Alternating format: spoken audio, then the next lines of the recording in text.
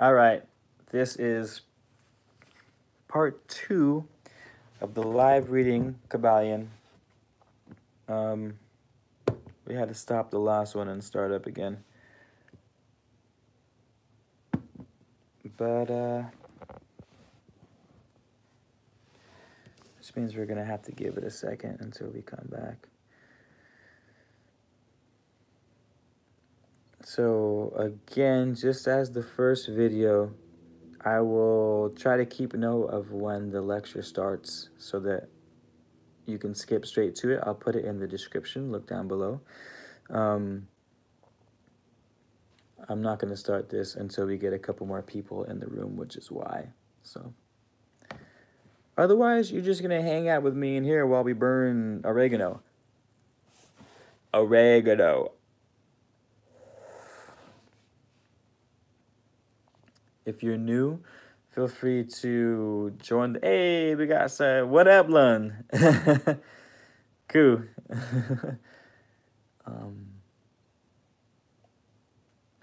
Ralph Smart left a... Leave a comment. He put a video up earlier today about 10 ways of avoiding people absorbing your energy. And I fucking am tired of all these YouTubers putting out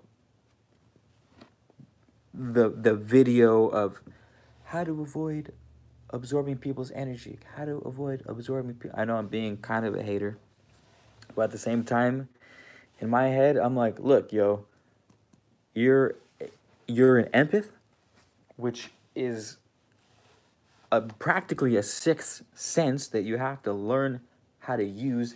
Have you never seen X-Men? Everyone fucks up their gift in the beginning and they try to avoid it, and then they go to the dark side, or they commit suicide, or they just turn into negligence, or they hate their powers. And it's like, look, you don't need to watch fucking Ralph Smart tell you about how to the 10 ways of avoiding absorbing people's energy as an empath. Like, fuck that. You need yourself an Xavier, a little bald dude in a wheelchair that can read fucking minds, who's the ultimate empath, train you how to use your powers so that, I mean, energy's the name of the game. You know what I mean? Like, you don't think Beyonce is trying to avoid absorbing people's energy out of her shows, right? Or, like, you don't think Jay-Z's out there trying to avoid people. Like, no. Energy, again, is the name of the game. The more energy you can get and transmute to something good, the better off you are. And that's part of being a fucking magician. Is not avoiding your powers, is not avoiding situations, but meeting them head on with a plan and a goal and a way and a way of transmuting shit into what you want it to be. But yeah, that was just a rant that had nothing to do with the reading. What's up, you guys? As you're trickling in, yeah, Lun. So like, you absorb it and drop it, and I want to make a video about this, but I haven't quite wrapped my head around how I want to say what I want to say. But it's going to be something like absorb. Like, we should be teaching empaths how to absorb and transmute energy. There's probably 9,900 videos to one how to stop absorbing people's energies, to like how to use other people's energy as an empath that they're throwing on you constantly. So I'm going to do that for you guys. I'm going to come up with a video on how to use your empathic powers and not run from them. I'm going to be the Xavier to your Gambit. I'm going to be the Gandalf to your Frodo. I'm going to be the Yoda to your Luke. Cool. So most of us are almost back. By the way, it wasn't something bad that happened to my dad. It was just like, hey, no work tomorrow, so I get to chill. Well, not chill. I'll be fucking grinding on the network. But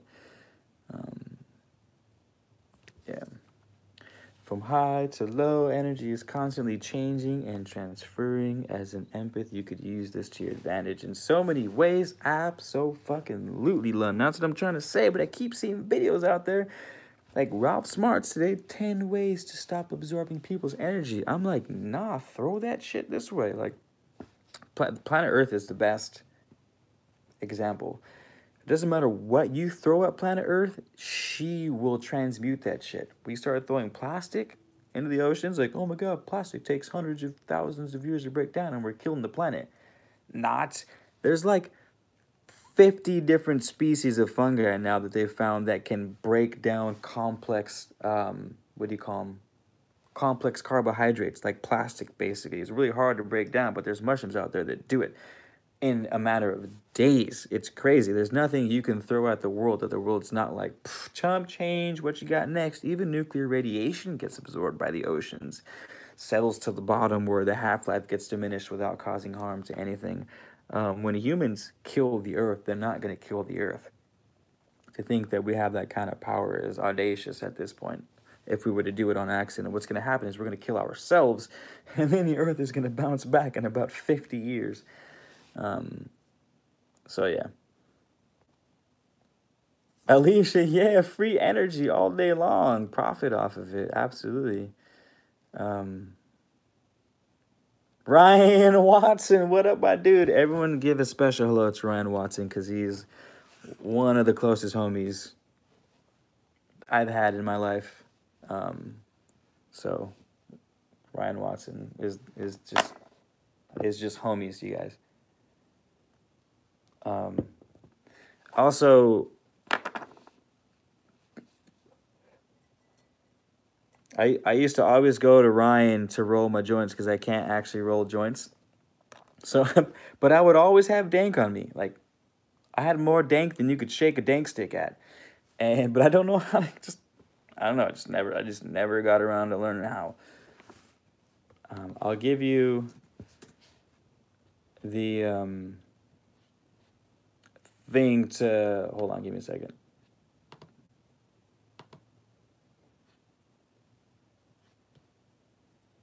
I'm gonna type in the Etsy for you, dog. Where we at? Etsy.com/shop/ManofLettersCo. Dog, we stayed with the Danky Nug. We stay living. We slept in the Danky Nug at the Summerlin house. We lived in a spot called Summerland, like the land of summer here in California, right next to Santa Barbara where I'm living. And it was actually known as the Salem of the West Coast, as in its witchiness. And this was after we moved in. And there's books in the libraries here where they talk about all the hauntings and the history and all the seances and all the rituals and all the fucked up shit and all the cool shit that happened there. I saw shadows in my room. Wadi, I don't know if I ever told you that one time where I saw the ghost in the house or the darkness, the fucking entity, whatever the hell was there.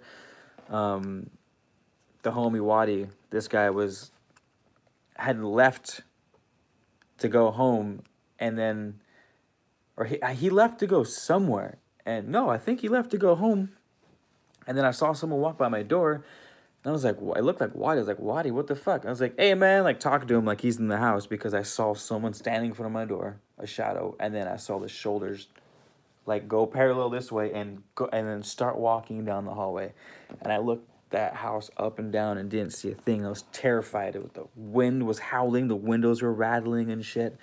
And it was Christmas Eve too. Like, what the fuck? It was crazy. Yeah. Anywho. Alright, guys. Had to use a pot. My friends always tease me because I couldn't flex it. I feel you, Lon. The struggle is real, Doug. Okay, we're going to start the rest of this reading. Oh, yo, Wadi, get those candles now if you're going to get them, because all the candles are 40% off right now in the store, like you can see in the store. I'm trying to sell out by Christmas, so we'll see if that happens. So if you guys too want candles, they're all 40% off. And the spagyrics are half off. I gave you guys the coupon to that a couple days ago. But cool. All right. Get my music back.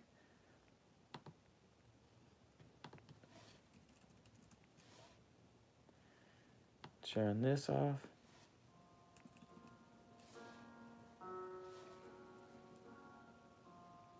If the music gets too loud during this, please let me know.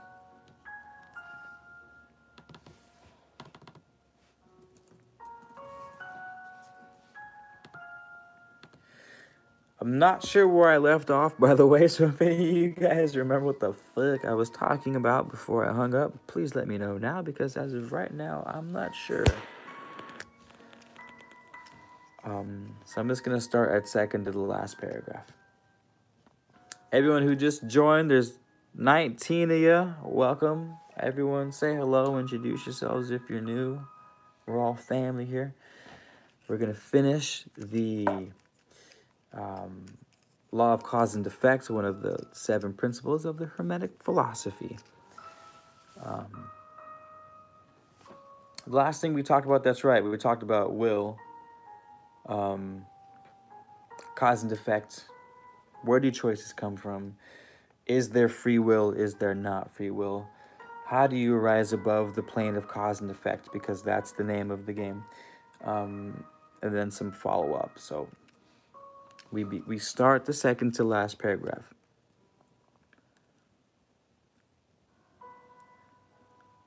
The majority of people are carried along like the falling stone, obedient to environment, outside influences, and internal moods, desires, etc. Not to speak of the desires and wills of others stronger than themselves, heredity, environment, suggestion, carrying them along without resistance on their part, or the exercise of the will. Moved like the pawns on the checkboard of life, they play their parts and are laid aside after the game is over. But the masters, But the masters, knowing the rules of the game, rise above the plane of material life and placing themselves in touch with the higher powers of their nature, dominate their own moods, characters, qualities, and polarity, as well as the environment surrounding them, and thus become movers in the game. Instead of pawns, causes instead of effects. The master does not escape the causation of the higher planes, but fall in with the higher laws and thus master circumstances on the lower planes. They thus form a conscious part of the law, instead of being mere blind instruments. While they serve on the higher planes, they rule on the material plane.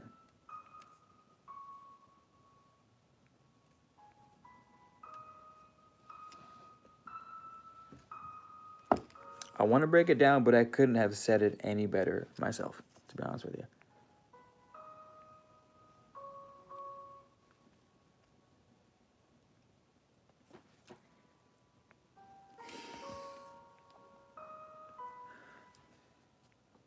What this is saying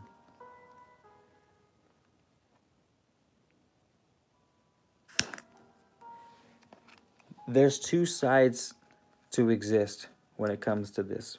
There's the cause and the effect.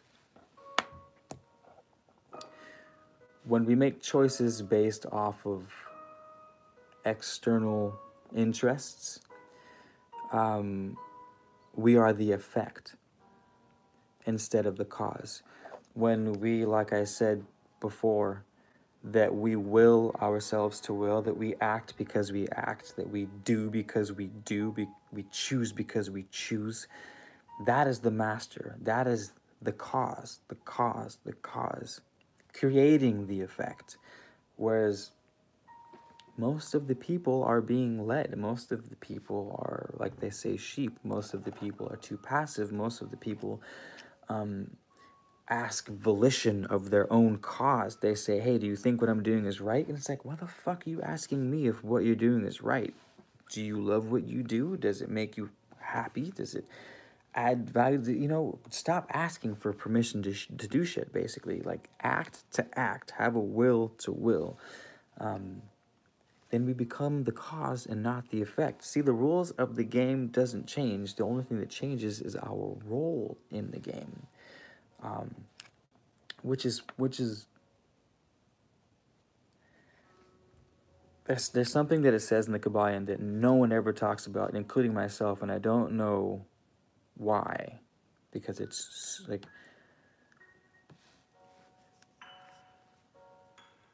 the masters do not escape the causation of the higher planes, but fall in line with higher laws and thus master circumstances on the lower plane. Basically,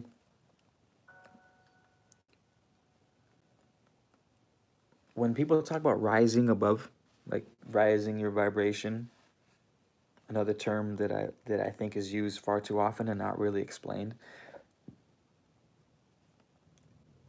What raising your frequency does, practically, in a practical sense, is it places you in a higher perspective of things. And the perfect analogy is the one that they gave. That's why I can't say it better than them. It's like a chessboard and the chess player. Right now, most of the people are chess pieces. They are being dictated. But there are few masters. There's only 2 people playing the chess game versus 2 times 10, 20, what, like 40 pieces. But when you rise above it, you don't get to change the rules of the game. Pawns move as they do, the rooks move as they do, the queens move as they do. The role changes, not the rules. And to be masters, true masters of our lives, of ourselves, of the world, is to dictate instead of being dictated. We can have the choice, and of course you're gonna be. Sometimes you're gonna be moved. Sometimes you're gonna want to be moved. Sometimes you're gonna be like, "Fuck, you know, this is like let someone else do all the work. I just want to kick it and hang out and enjoy myself." And we can be in the more passive, more receptive, more the effect and not so much the cause. But you guys, you gotta. Most of the people are just being led constantly. Even the ones who call themselves woke are still driven by the need to be more spiritual, to be, you know, more enlightened, me to be more knowledgeable. Like, we're all being pulled because of things that we want to gain for ourselves, and just because they're immaterial wants doesn't mean they're not still wants. And that's kind of a Buddhist philosophy, is the total detachment. But I'm not that extreme. I don't believe that you should have total detachment. I believe it should be as everything, balance. I haven't mastered it. I haven't mastered being able to act strictly because I want to act, do strictly because I want to do, you know. And a good way to check yourself how much you do this is how many reasons you give for the things that you do.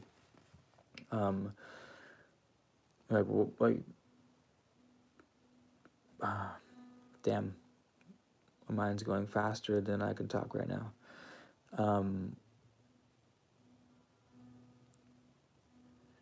What a lot of people will do is you'll make a decision to do something and someone will ask you why. Why did you buy that house? Or why did you buy that car? Or why did you decide to go to the beach? And it's like, the more reasons we give, the weaker it seems to me. Like, that's not a rule and that's not a law, but that's just how it comes out to me. Is like, I went to the beach because I fucking went to the beach, right? I because I chose to. That's why I went, because I chose to. It's like, oh, well, I want because it's been a long week and I need to rest and relax. I need to clear my mind. And it's like, it's just chatter, you know? It's just go to the fucking beach and just exist as a human. You know, just exist in the world for an hour and just not explain yourself to anyone, explain why you do what you do. And it's like, we do because we do. Sorry, I feel like I'm beating a dead horse at this point. But we'll continue with the last paragraph. So if I ever start rambling too much, just be like, Keith, you're fucking talking too much. Chill. And I'll tone it down a notch. I get carried away sometimes. So last paragraph.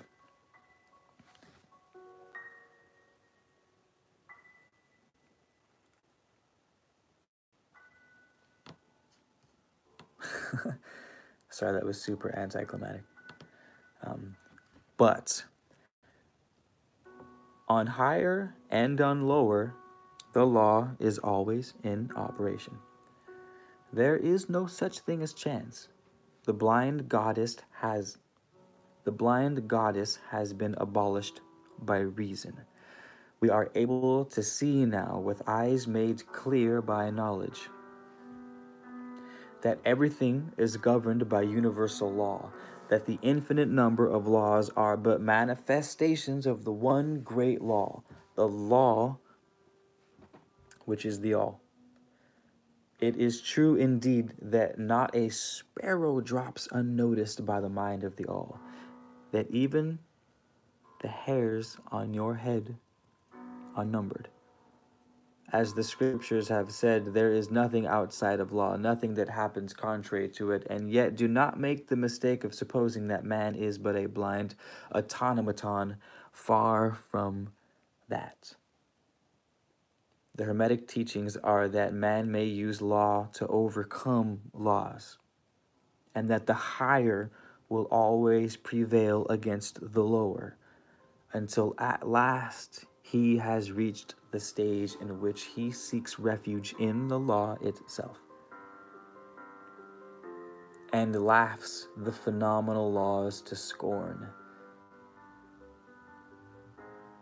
Are you able to grasp the inner meaning of this?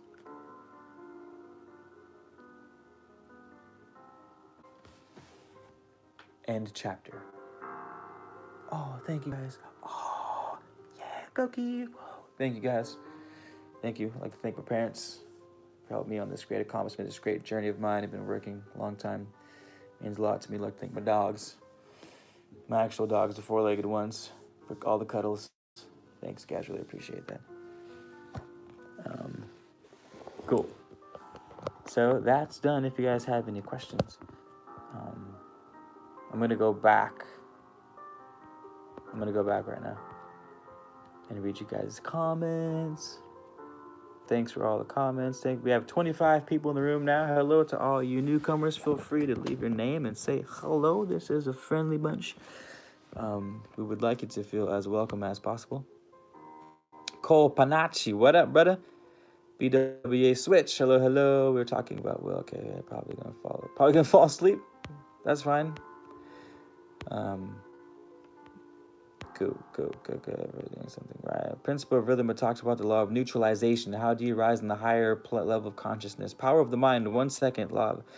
So this is a good question. I'm not sure if we'll answer it right now. But power of the mind asks. In the principle of rhythm, it talks about the law of neutralization. How do you rise on the higher level of consciousness? Is this talking about meditation? To let the swing go beneath you? Actually, no, we'll answer that right now. That's a really good fucking question. So, I know the answer to your question, and I don't know the answer to your question. I know the theory of how to answer your question. So the theory of how to answer your question, power of the mind, is this. Yes, you're right. Meditation is one way.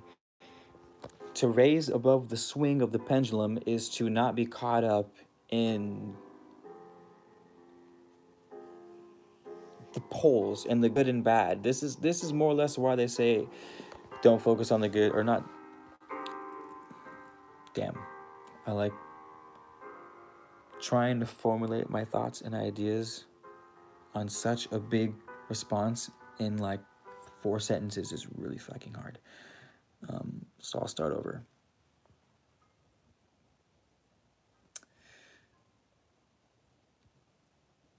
you literally have to make yourself an observer, is probably the best way to put it. Because when you're observing, uh, you're not caught up in the rhythm. This is what it means by rise above. So one of the ways to rise above, yes, is to raise your frequency, meditate. But it's more than meditating. There's an infinite amount of things to raise your energy. Do something that you love. Um, Exercise your body, exercise your mind. You know, if you have a lover who's on par with your mind, body, and spirit, like spend time with your lover. Um, Fucking have food and drink, be merry. All these things raise your vibration, right? Um, Specifically when it comes to designing your life, like we just learned in the law of cause and effect, is to become the player instead of the piece of the chess game. So you want to get to the next level. When you get to the next level, you're still a servant to the higher levels, right? We're always going to be servants to the higher levels, but we'll always dictate the level that's underneath us. Um, and a good way to think of that is just like your boss. Like a manager of a restaurant will dictate all of his employees, but he still serves his boss. And that's kind of how we operate when it comes to this philosophy. So when I say I can't answer your question, is I don't know how you will do that to yourself. Does that make sense? Um, when there's a problem with something, like say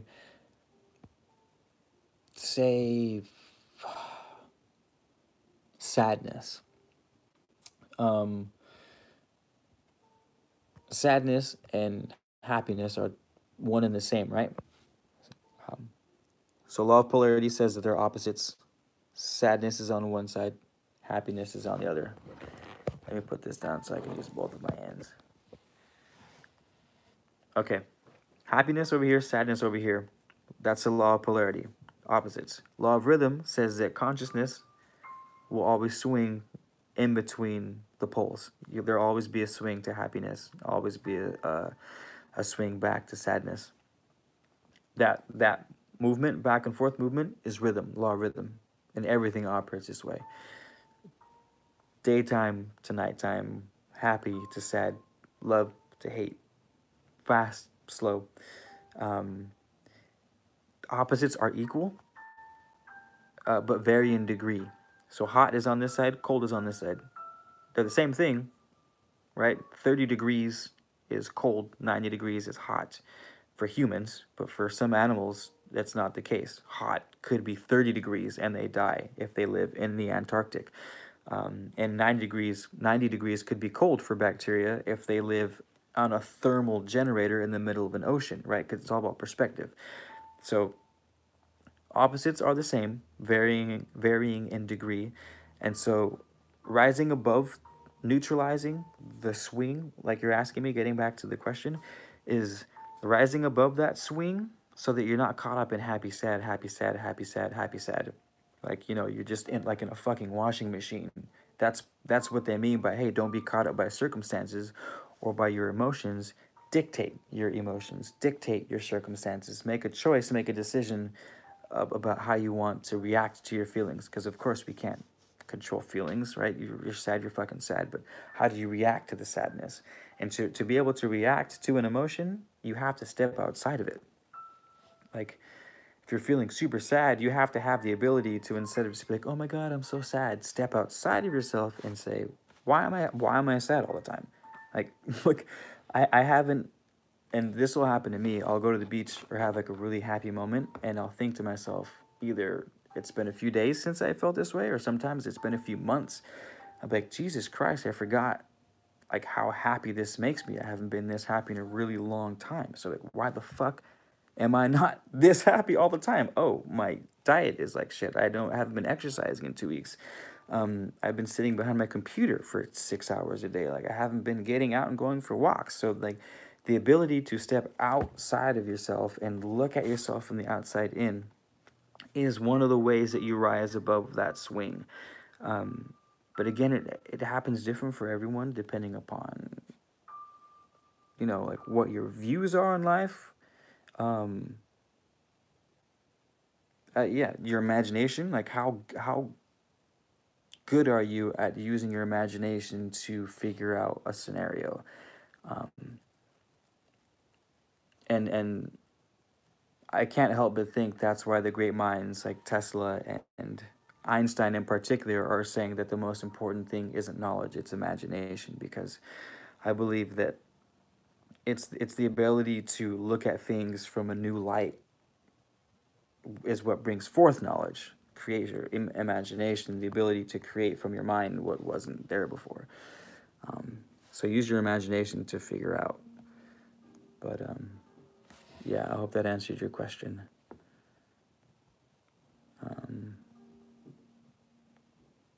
Going back through you guys' comments. I don't know what you guys are laughing about back there, but Alicia, your husband doesn't explain anything. He teaches me not to either unless I really want to. See, that's dope. That's super cool that your husband does that, Alicia. It's definitely, I don't want to sound sexist, but I feel like guys do it a lot where they're just like, they don't want to explain themselves. So it's not surprising that your husband's like, is like about that. It's natural to want to explain ourselves. I always want to explain myself because we want to be understood. You know, we want the people to see where we're coming from. But then people start taking advantage of it, and then they start insisting that their way is better than yours, and they just start questioning everything you do, and it's fucking tiring. And you're like, I'm tired of explaining myself. Marilyn Beatty, hi, how's it going? Yeah, not the left. All right, good or bad? There is one thing that I wanted to mention when it comes to, because earlier I used the example of good and bad and how they're the same thing. They are the same thing in the grand scheme of things, but they can exist somewhat objectively depending upon the person's lives to where there is meaning and value to things. Like it truly is good to eat healthy, and it truly is bad to smoke cigarettes, for example. Like in that sense, there are good and bad, and you should avoid one because it is bad and go towards like there is a value system, there is a hierarchy, there is a structure to direction, if you will. Because another one of the things that I can't stand in the spiritual world is how they say like that you shouldn't focus on the good or bad, and that the good or bad aren't important. It's like, yes, those fucking things are important, you know, like we need structure. We need a hierarchy. We need a value system that says, hey, do that, that's good, and hey, don't do that. Like, if you want to be happy and you want the world to be a better place, there's things we should avoid doing and things we should go towards doing. So I don't ever want to come off like good and bad don't mean anything, because that's a bunch of crap. Lun, have a good night, man.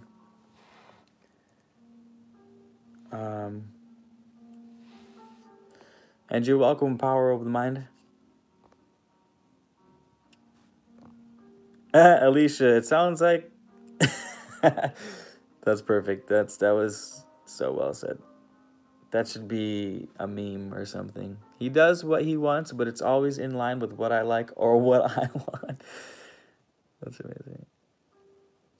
Lonnie boy, what up, man? It ain't a fan club. We're all homies in this spot.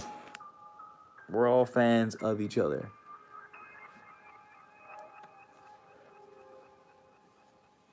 This is some weird ass music I got. My bad. I'm gonna change up the vibe a little bit. Let me get a little too heavy over here.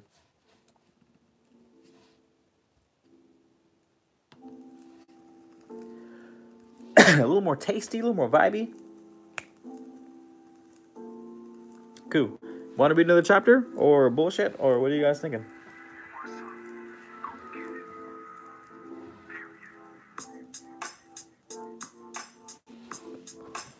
Wow, shit.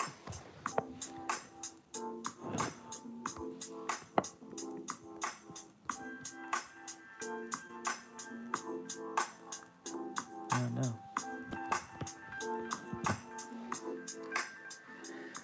Liz, hello, how's it going? How you doing? Nice to see you. Welcome to the squad.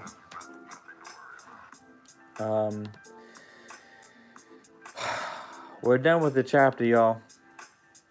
I'm happy with calling it a night, and I'm also happy with going another chapter.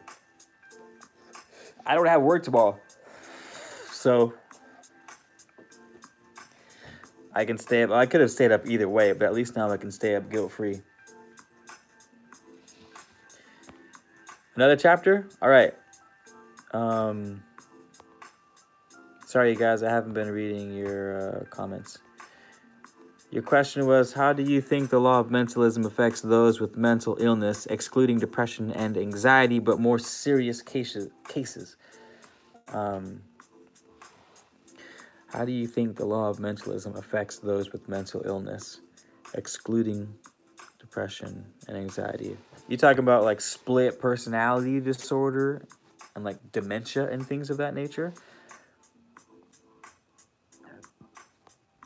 Okay, so Kyla Pratt is asking, would like to know how the law of mentality affects crazy shit like mental disorders of the extreme variety. I have no idea. My thoughts on the mind and disorders and stuff like that is that we are human and we're living a very physical existence. And we're very heavily influenced by physical laws. One of those laws being sometimes shit doesn't work and it just breaks. Like sometimes cars fall apart. Sometimes trees don't sprout when you put water on them. Sometimes they do sprout and then die a year later for no reason. Sometimes clouds cloud and sometimes they make water and rain and sometimes like shit just fucks up. And I believe that the human vessel is just a vessel for a consciousness that is occupying this vessel and is using the vessel to experience our reality. My thoughts on mental illnesses like split personality disorder and stuff like that, or dementia, or getting hit in the head and like having different memories and shit. I just think the mind breaks. Just like a car breaks down, your mind breaks down, and it doesn't matter, you know, what your consciousness or what your spirit is doing. If its vehicle's fucked up, it's not going to function in this world properly. So it's like, I don't know what it says about mental illnesses. To be honest with you, I have not the slightest clue what the law of mentality says about mental illnesses. Other than the brain is a physical thing and can get fucked up sometimes, and the driver of a fucked up brain is not going to be able to operate that brain very well, or the body very well for that matter.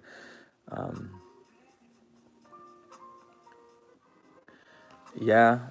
So what Salavi says is a possibility too. You know, who's to say a mental disorder isn't a superpower gone wrong? You know, if you would have facilitated that mind, then it would have been creative instead of destructive. Like a nuclear power plant can power Southern California or it can poison Southern California, you know? So, yeah, it would.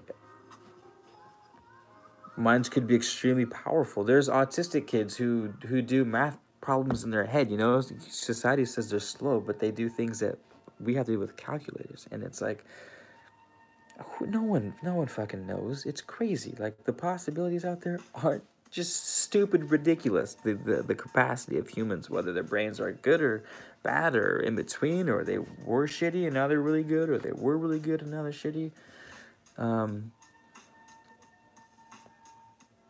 Yeah.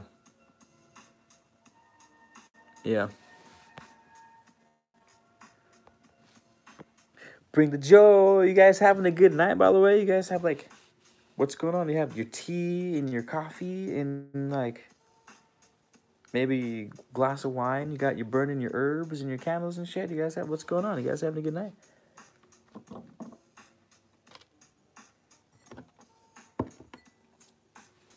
I'm just over here going crazy with my candles. Just lighting every candle in the world right now.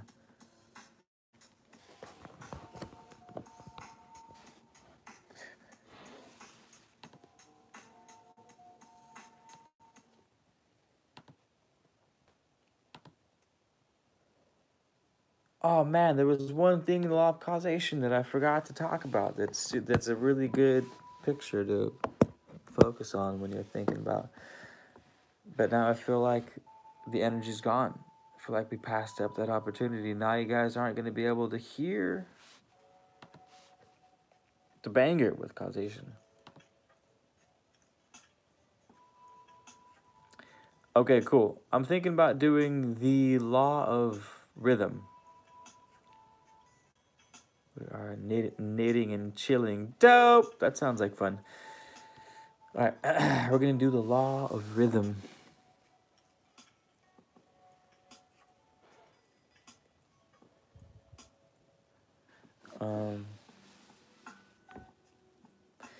I would think that medications for mental illness can block your ability to tune into a higher frequency.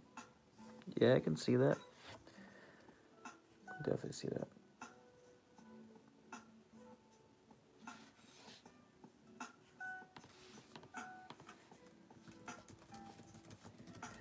I'm finding a playlist that I really like, and I'm going to play it, and then I'm going to read the next chapter to you guys. I might get a glass of water, too.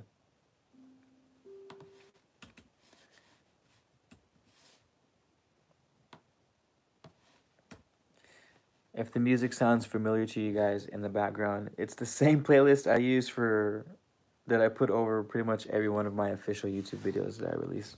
All right, let me get water, you guys. Give me like 2 seconds.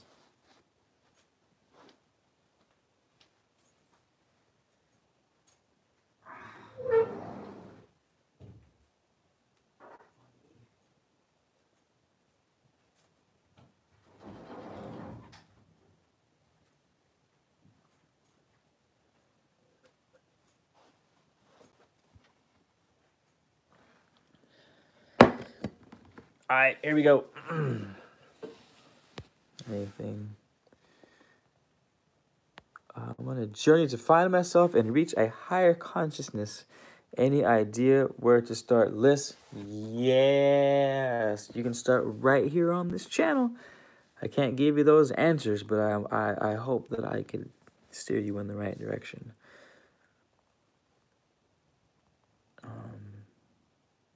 Yeah, Marilyn, treatment is always in nature. Kick back and snug next to us. Okay. We're going to start it. Rhythm. Yeah, we're doing rhythm right now. Feel the rhythm. Feel the ride. Quit. Force quit. Getting everything ready to go.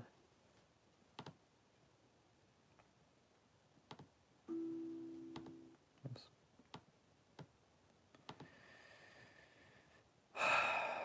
Rhythm is...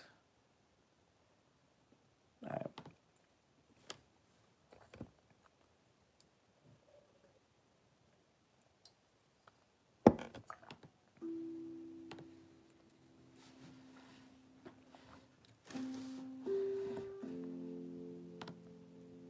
Chapter 11.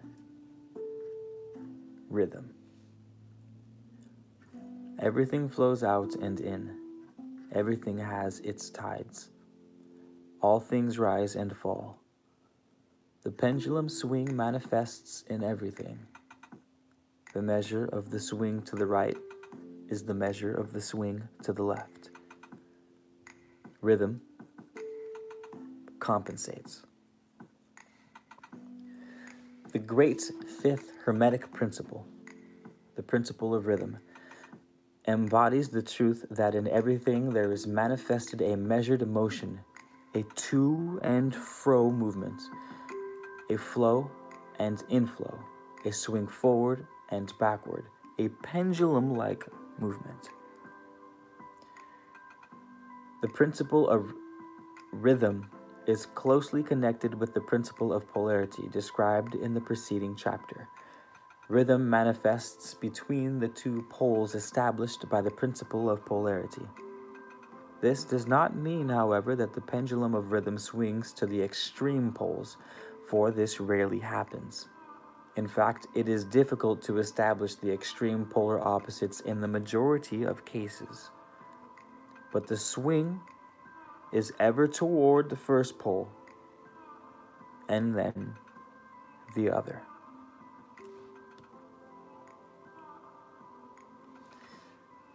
There is always an action and a reaction, an advance and a retreat, a rising and a sinking, manifested in all of the airs and phenomena of the universe. Suns, worlds, men, animals, plants, minerals, forces, energy, minds, matter, yes, even spirit manifests this principle. The principle manifests in the creation and destruction of worlds, in the rise and fall of nations, in the life history of all things, and finally, in the mental states of man.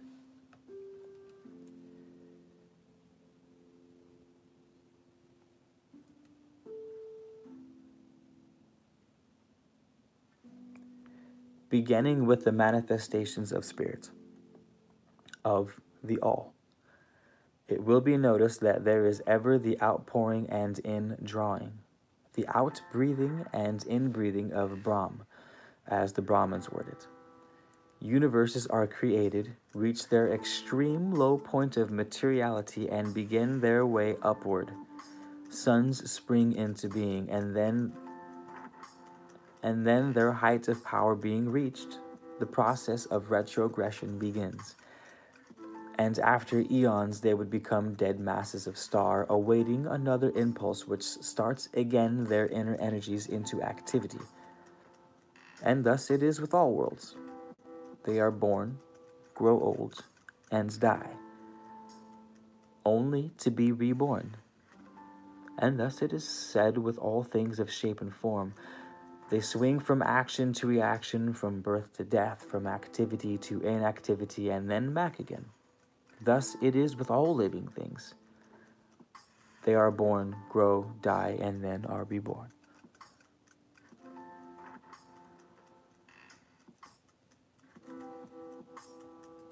What's up, Pops? We're reading from the Kybalion, which is what my book is based on. I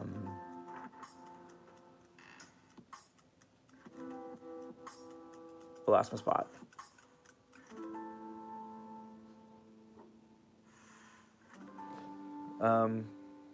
Damn, lost my spot. What up, Junior? All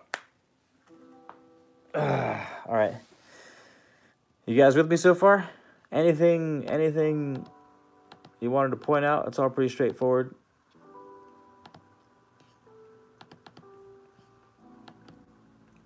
The Mandala effect, Junior. Mandala effect is light years away from what we're talking about right now.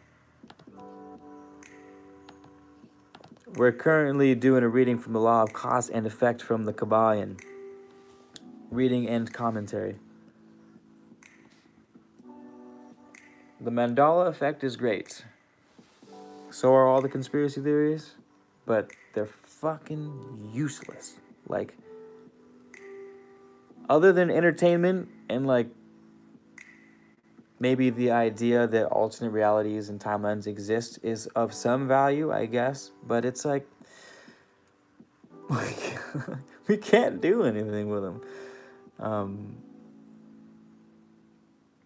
That's why lately I've been hammering on like shit I can control, you know what I mean? Which is why we're currently studying and going over the Kybalion, because it's all about being the effect instead of the cause. And I can tell you, someone that just sits at their computer and looks up conspiracy theories all day is just a sheep, man. You guys got to start dictating instead of being dictated, like create instead of be created kind of thing.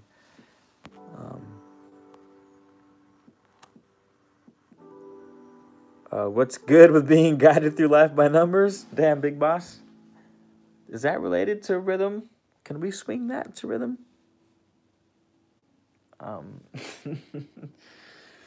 That's funny. I'm gonna keep going with the law of rhythm over here.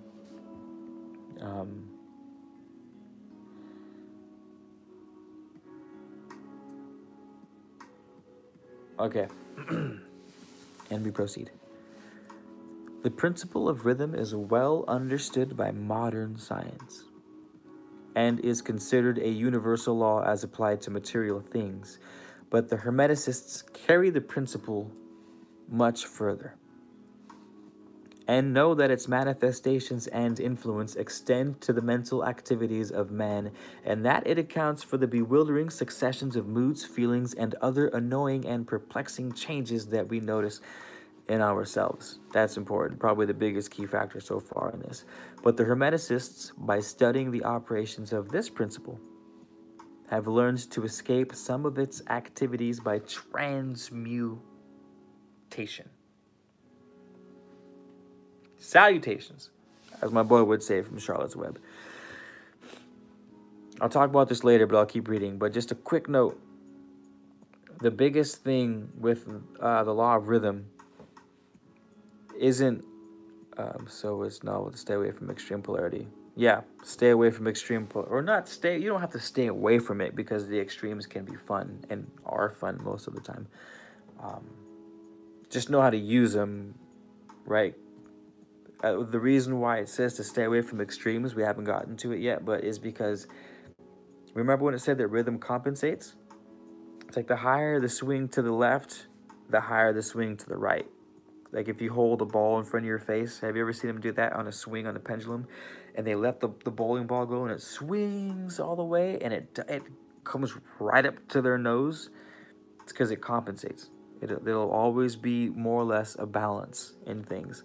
So if you're swinging your ass way the fuck to the left on this, you're just like doing all the cocaine in the world and just slaying hoes and like robbing banks. And the compensation for that is God knows what. And we see that in lifestyles of people that rage. Like the number 27, Jimi Hendrix, and the dude from Nirvana, and my girl that sings the femme fatale style stuff, the super jazzy one. They're all dying because they're just redlining, constantly redlining. And so whenever rhythm does swing back to compensate, it just tears you a new one. That's why you have to be careful about being extreme with anything. Extreme with actions, extreme with thoughts. Not that they're bad, just know how to use them. You know what I mean? Like, just be smart about how you do shit. And Alicia, yeah, you gotta do coke. Like, hey, we can't be advocating the use of cocaine on man of letters, you guys. Trying to fucking get my shit shut down. The comments, how does that go? I need to state something. Like, the comments of this video do not in any way, shape, or form reflect the ideas of the company putting on whatever that's called. Yes, so I'm just giving you a hard time, Alicia. You don't have to take the message out.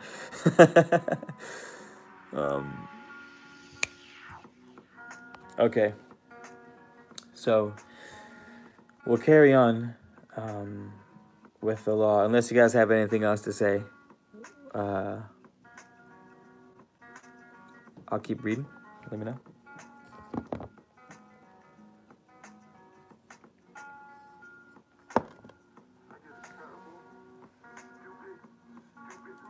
Nope. All right, we're hitting off.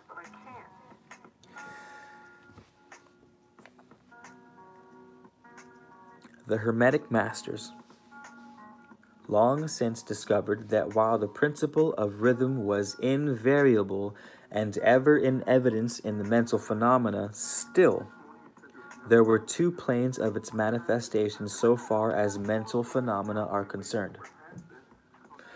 They discovered that there were two general planes of consciousness, the lower and the higher, the understanding of which fact enabled them to rise to the higher plane thus escaping the swing of the rhythmic pendulum which manifested on the lower plane. So I kind of answered your question using this a while ago when you asked me how to neutralize the swing. This is what it's talking about. Using the higher consciousness over the lower consciousness. In other words, see, they continue. In other words, the swing of the pendulum occurred on the unconscious plane and the consciousness was not affected. This they call the law of neutralization. Its operations consist in the raising of the ego above the vibrations of the unconscious plane of mental activity so that the negative swing of the pendulum is not manifested in consciousness. Therefore, they are not affected. That part's kind of wishy-washy to me. I might just not be there yet. You know, I just might not be on their level yet because I don't know what they mean by it swings on the they move to the conscious as it swings to the unconscious. My guess would be something like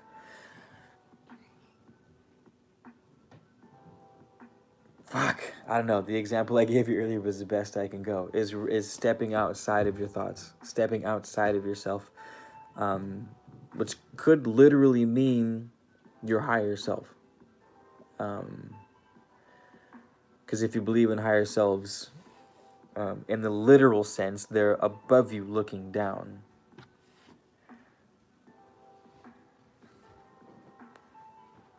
What up, man? Hey. You? One of your things? Yeah, I'm on the live right now. Where you going? Liquor store? Down to CVS. You want me to grab you some? Some Mexicans. Some Mexicans? Yeah. You got a little cash over? Do you got Venmo? No. I got cash, but not on me. It's up in the room. Okay, well. Do you need it to go over there? Yeah, I got just some of Heaven's cash right now. Damn. You want me to wait? How long are you gonna be? I'm gonna be on here for a hot minute. It's all good. Okay, you sure? Yeah, thanks so, man. Yeah. I kind of wanted some Brukowskis, but such is life that sometimes we cannot get our cerveza.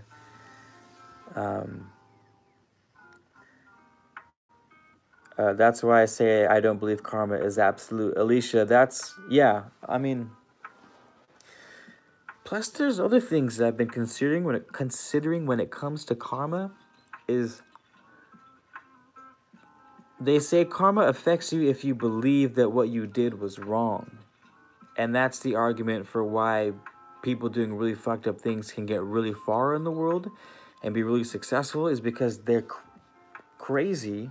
I don't know if they are or if we're crazy, they're crazy. I don't know. Someone believes truly that what they're doing is good. So that's almost like they're generating their own karma, which I do think we can do, which I think is exactly what we're talking about. If you're a cause and effect, karma is an effect. If bad things are happening to you because you did bad things before, then you are still considering yourself as being tied to your past, which is bullshit, you guys. And this is, I'm glad you said that because it's segueing into what I forgot to mention about the law of cause and effect. Lord have mercy. We are not dictated by the past. The present moment dictates the past, right? The past was created by the present moment. Think of a boat traveling through the ocean. You have the boat, and then you have the wake that's trailing along it. Here's your boat, put, put, put. Here's your boat, put, put, put, put, put. And then you have the wake going in the other direction. The boat is the present moment. The wake is the past. It would be silly to say that the wake of the boat was creating the boat itself. No, fucking ludicrous. Boat, present moment, is constantly creating the past as it goes along. To live tied to karma is to say that you're constantly an effect. You're constantly the wake and never the boat. But then there's a dark side to that. there's a dark side to that. That means you can be one evil motherfucker and get away with it for a really long time until someone equally as light and bright and good comes to match you, which always happens. There will always be a good that will rise and match the evil. It's the compensation of things. This is what the rhythm talks about, the law of compensation, is that for whatever amount of darkness you have the same amount of light. Compensation. Every superhero you see made, you start off with a really superhero who's unstoppable, and then they introduce the really dark hero who's also just as unstoppable. Who's gonna win? We have that natural feeling in ourselves of something's gotta give. Yeah, I saw your superstitions comment and it threw me off balance. I have no idea what you mean by superstitions. But yeah, that's compensation. That was a tangent also. Should I keep reading? I'm gonna keep going with the reading. The universe will support your rhythm. Absolutely. The universe will support your rhythm. You will support your rhythm. That's how I would like to reword that. Again, to say that the universe is doing the rhythming, it is. The universe does have a rhythm to it. But to say that the universe is always going to be supporting your rhythm is, again, to be relying on the universe for your rhythm. And that's how I try to explain the usefulness of the law of rhythm, is that we, with this knowledge, have the opportunity to set our own swing in motion. Because not only can we be caught up in other people's swings and other people's BS, we can create our own wonderful life or our own BS, but we can make our own swings, you guys. Be creators. Be those who create instead of those who are created by. Those who act, again, because we act, not acting because we were waiting for something else to push us to act. Again, not to say that we shouldn't. I don't want to make it sound like you should never get help from anyone, or you should never wait for the universe, or like no. All I'm saying is that it's an option. Is that having our own things is just an option. If you're happy with your life and your swing and the rhythm that you're in, beautiful. You wake up happy, you go to sleep happy. That's the goal of life. And it's where everyone wants to be. Everyone wants to be passive at some point and be taken care of and have the flow set for them. And then sometimes people get in the mindset, like, fuck this, I want to do my own thing. I want to set my own structure, my own routine, my own schedule, my own choices, and they're going to be mine. And then we go from that way.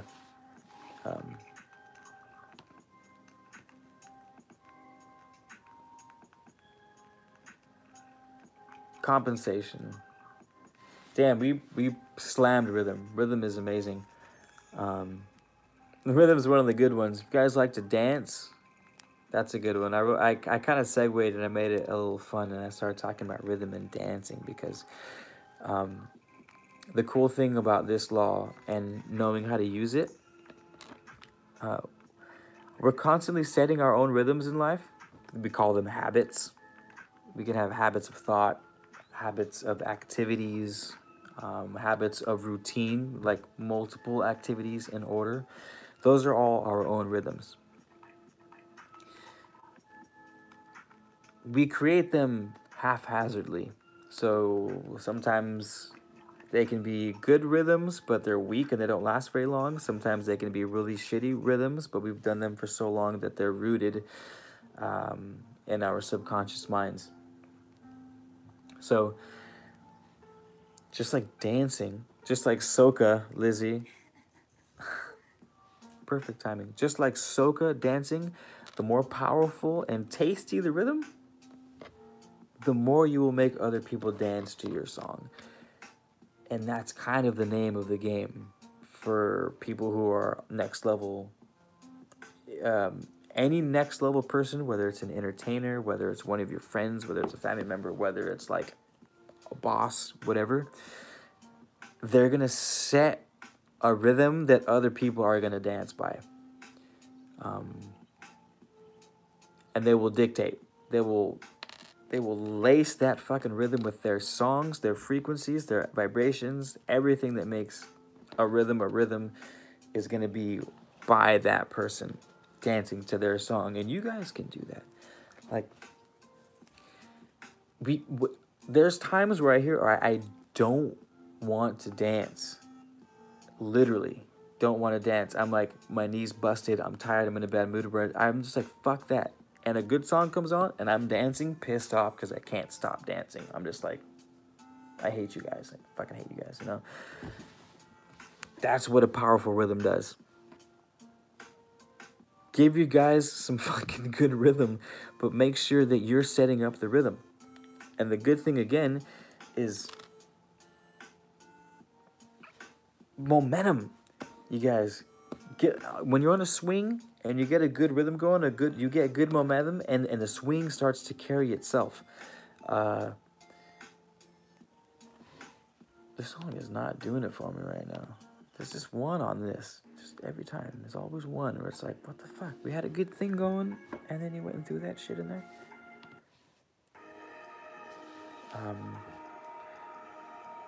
I would play soca, but it's a little too much. I'm trying to chill right now. Like I said, I'm not trying to dance right now. If I put on soca, I'll be all fucking dancing and shit, but I'm not really. Plus, if I play soca, it's probably gonna flag my channel so that I can't monetize it anyways. But still, I don't want it to flag my channel. Candy Makowski, what a cool ass name. Why have I not read that out loud until now? Candy Makowski, sounds like a character from Monsters Inc. Yeah, so rhythms is the name of the game. I have everything's the name of the game to me. But what I like to do is take these philosophical concepts and break them down so that you guys can use them. Because that's kind of... There's just so much spiritual shit out there that's explained, but it's like they just leave it open-ended and like, okay, thanks for telling me that the earth is flat. Like, what the fuck am I supposed to do with that knowledge? I still have to go to work tomorrow. Thanks for telling me the earth is flat. Like, that makes like I can even fathom the idea that the earth is flat. Like, are you kidding me? You know what I mean? So when it comes to the law of rhythm and the hermetic philosophy, ask me to practicalize that shit for you. It's not a word, but we're gonna make it a word for the time being, so that you can actually use it in your day-to-day life. For example, the law of rhythm and momentum.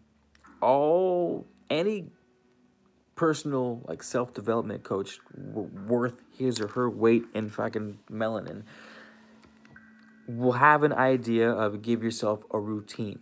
So you hear that all the time. Like, first thing you need to do is set a routine. You need to write. Like, oh my God. See, Lizzie always hits me with the moon is hollow. And I'm like, okay, great, the moon is hollow. Do I write him a letter? Like, what am I supposed to do with the knowledge that the moon is hollow? I don't know what the fucking guy. Like, great. It sounds cool. I love that shit. Don't get me wrong. It's how I actually got brought into this world. Holy hopscotch, Batman. But, anywho, to give you guys a useful tool, something useful out of the law of rhythm so that you can actually wake up tomorrow and implement it in your life, is to give yourself a routine. Like I said, anyone worth their weight in gold is going to give you a routine for self-development programs or therapists. Parents, even as kids, they're like, hey, give your kid routines. He needs structure, not because like he needs structure, but literally having a routine gives us momentum like a swing. If you push someone when they're coming down the swing, they're going to go faster. But if you try to push someone up while they're coming down, then you're going to fuck up the whole swing. And like, they get to the other side of the swing going up and you push them down that time when they're trying to go up. And it's just, and the next thing you know, you have no movement and you fucked up your whole routine and you're wondering why you can't get out of bed to go to the gym because you've lost all your momentum. You had a really good swing going. So to use the law of rhythm practically in your life is to say, hey, give yourself a healthy swing, a healthy routine, a healthy rhythm. Doesn't have to be big. You don't have to wake up at 5 in the morning and do 100 crunches and then go for a 10-mile run. It could be simple. It could be very small changes over a really long period of time, and the next thing you know, you feel a little different. You feel a little more accomplished. You have more direction. You have more willpower because you're now dictating your life. And again, realize the more you break your routine, the more you're going to slow down your momentum. And we all know how momentum works.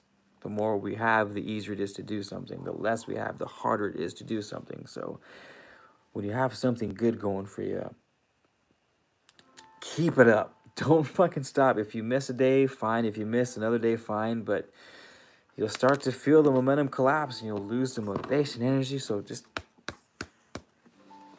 Lizzie, I'm not reading your comments, but there's a bunch of them, so I'm sure you're just coming up with all kinds of crazy stuff right now. Spacecraft ever felt like the moon is following? No, Lizzie is not kidding. Lizzie, stop spreading your hollow moon propaganda on my channel, damn it. Oh my god. I'm gonna light the rest of this joint because I can't with you guys sometimes.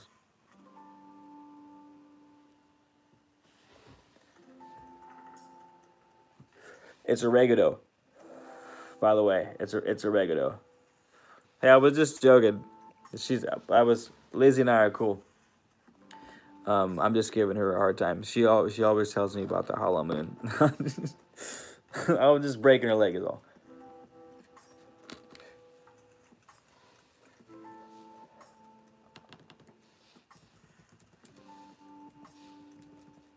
All right, we're gonna switch up the vibes again.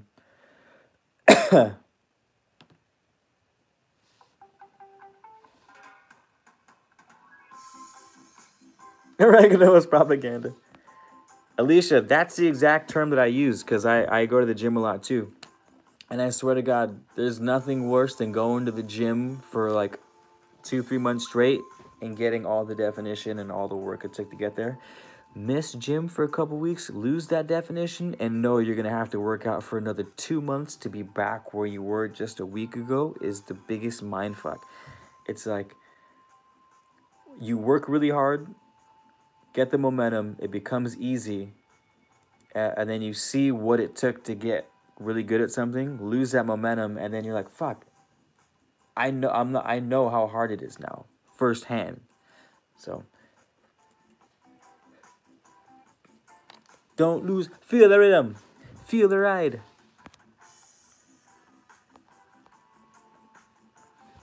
Damn, we lost like 7 people watching the live, and I think it's because I was hating on the hollow moon.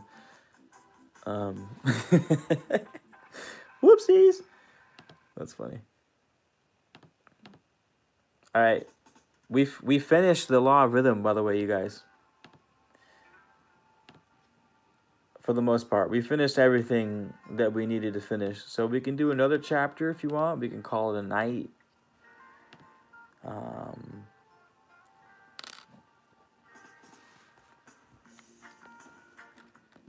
Pinocchios get purple panda. What? Maryland's interested in the moon, and see what you started, Lizzie? See what you started? Maryland, the moon is hollow. There's like 4 or 5 different reasons why. I don't know which one of them is true. I don't know if any of them are true. But I'm pretty sure Lizzie can hit you with the literature on the hollow moon. No, I do kind of believe that the moon is hollow, only because I saw this dude from Australia give an interview, and he was saying, yeah, we were listening to the broadcast live, and we were facing the moon. Australia was facing the moon, so we got the first broadcast. Well, they landed on the moon, and the astronauts said, hey, there's structures on the moon. Someone's been here before. Something along those lines. I'm paraphrasing. And then the guy's like, oh, and we were blown away. We heard this guy say that you know, there was flags and structures on the moon, and we expected to hear about it on the news the next day, and it never came. Because it got to Australia first, and then they cut the transmission so that none of the rest of the world heard that there's fucking structures on the moon.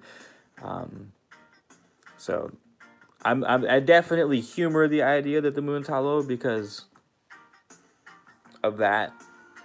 But yeah. Just rhyming the last comment. Oh. A cat-shaped Lizzie. Is there's power of the mind? Is there supposed to be a comma after shape, like the Earth is a cat-shaped, comma Lizzie, or it's supposed to be cat-shaped like Lizzie?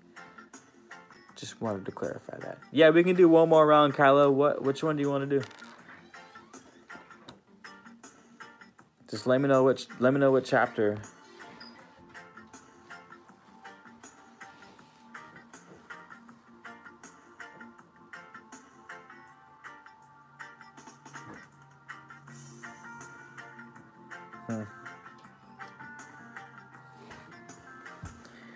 That's actually believable, Lizzie. That description, I can actually.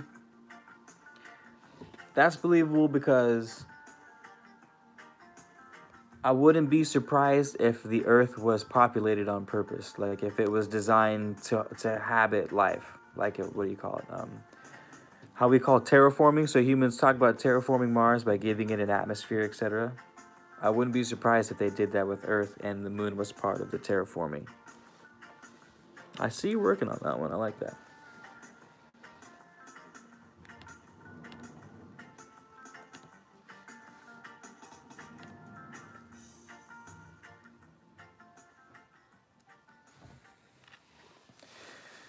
Did you guys give me a chapter of which one you want me to read? Or,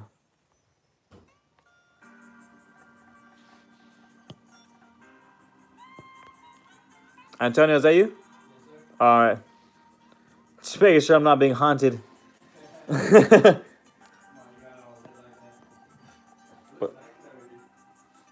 I know, dude. I got all the candle vibes going right now. Oh, I was smoking some herb too, actually. No, dude. Just a bunch of pre-rolls from a house party that they were giving away. Oh shit, that's some fire pre-rolls, bro. I know, I know. That's funny. All right, chapter 11, you got it. All right, man, let me know if you're going to the liquor store again anytime soon. You want to close that door? Yeah, if you want me to walk this way, you know. Yeah, I'll be down here pretty soon. All right. All this mental and the moon is metal.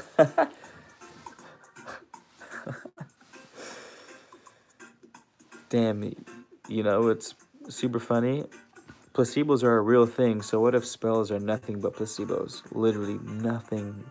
All the demon summoning, all the goddess and god worship, all the paganism and the crystals and shit. What if that's all 100% placebo? And we're the actual channelers.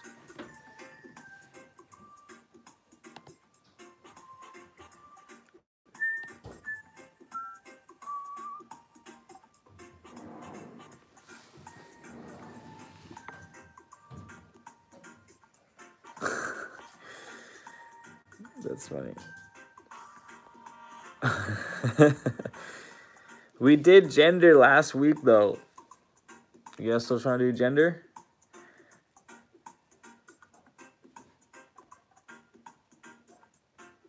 Damn, I just got 2 orders. Oh shit! When you guys asked me about the code for the Etsy shop, 1 second, I'll look it up right now.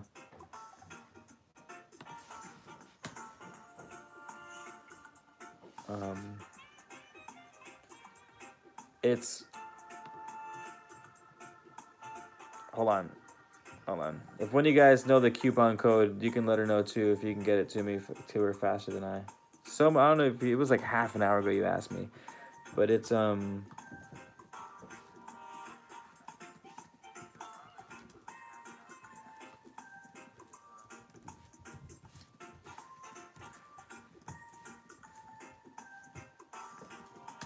All right, so that's the code, Lucid. That's the code for this Bajiric, the coupon.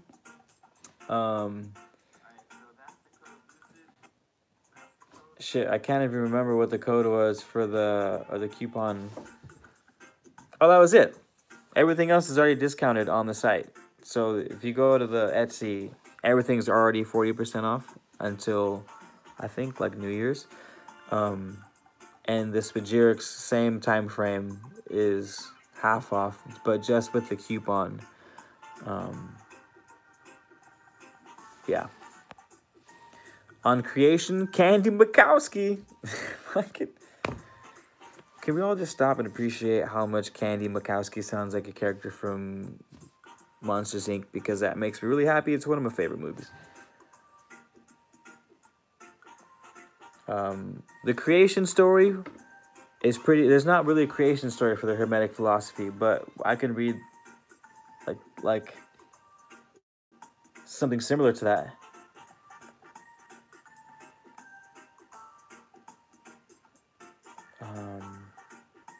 Liz from Tennessee.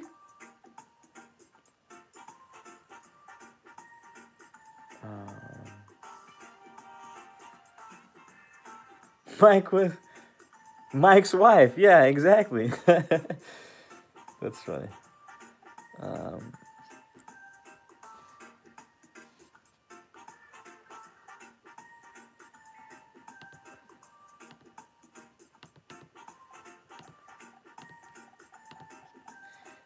It'd be cool to do like a breakdown of a Pixar movie in the Hermetic philosophy style, but I feel that might not go over well with Pixar. Me putting their stuff on there. Okay.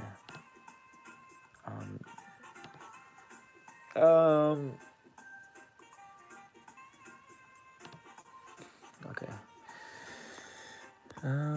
Where are we? Yeah, I love Monsters Inc. too. Oh man.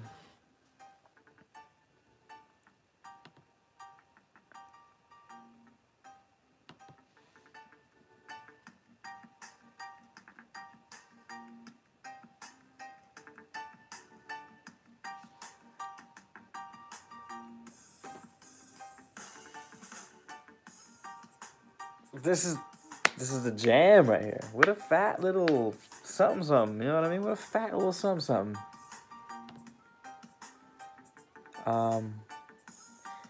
I just typed in reggae instrumental into YouTube, and this came out. Okay.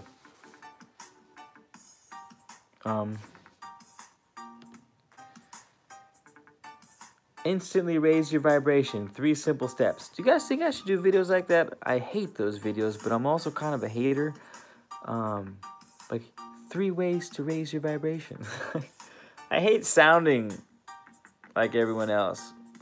I'm all egotistical and shit in that way. But it works. It really gets people's attention. People like lists. See what I'm saying? Like, when I told you guys about structure, and people like structure, and they like a set of ways, marketers use this shit all the time.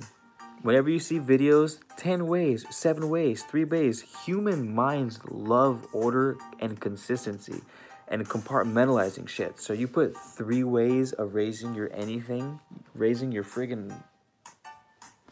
Never mind, I'm not going to say that. People are going to latch on to it. So it's... These laws, you guys, I'm telling you, they're not just woo-woo philosophical shit. You can, if you're smart enough, if you can use your imagination enough, you can apply these laws to anything and literally take over the fucking world. And people do it all the time. People do it all the time. It's just, you guys just gotta pay attention. You guys just gotta fucking pay attention.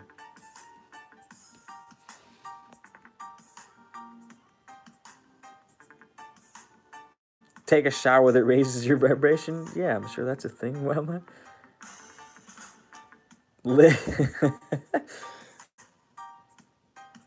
Thanks, Liz. Marilyn, gender is a principle that I have a little hard time with. It seems more complex than the rest of it. Power of mind, we could do gender again. I mean, I don't want to read it, but you can just ask me about the law of gender. Yeah, the law of gender, by the way, has nothing to do with whether you call yourself a man, woman, she, he, it, they, him, her, their, Zimbabwe, or whatever the other weird ones were. It's not about that. It's not about that at all. At all. So I'll hit you with, I don't know what YW means. Oh, you're welcome. Sorry, I'm not hip with all the internet lingo yet. But, where was I?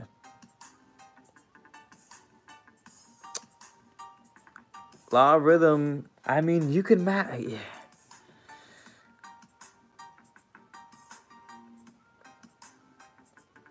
You might think the law of rhythm is the one to master, and then maybe 6 months from now, you'll hit the law of vibration or something, and then it'll trigger something in you that you didn't realize before, which happens with every fucking principle. And then you're gonna be like, this is the one. And then you're gonna devour it, and then you're gonna hit mentalism and be like, this is the one. According to the hermetics, mentalism is the one. The one. If you're only gonna learn one law, they say to learn the law of mentalism. And I would agree too, but I don't know.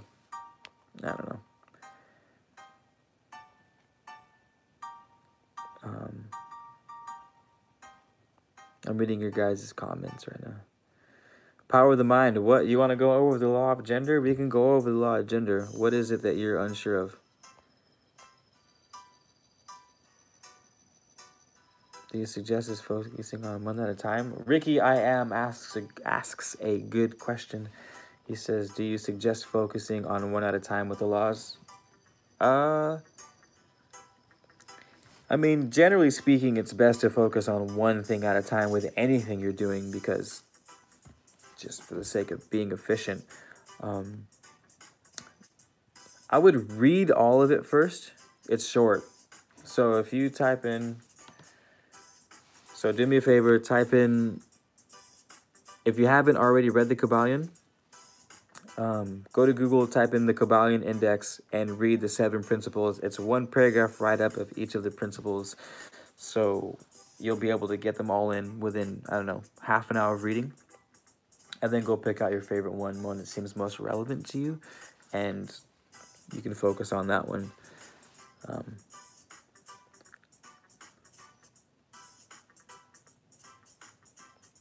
Ooh, well then in this case, Ricky, I am definitely focus on one.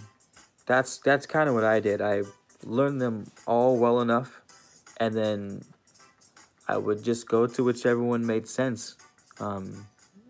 Lately, I've been seeing, I don't even know what I've been seeing a lot lately. Law of gender was one that I went hard on. Live vibration was the one I go the hardest on. But yeah, big.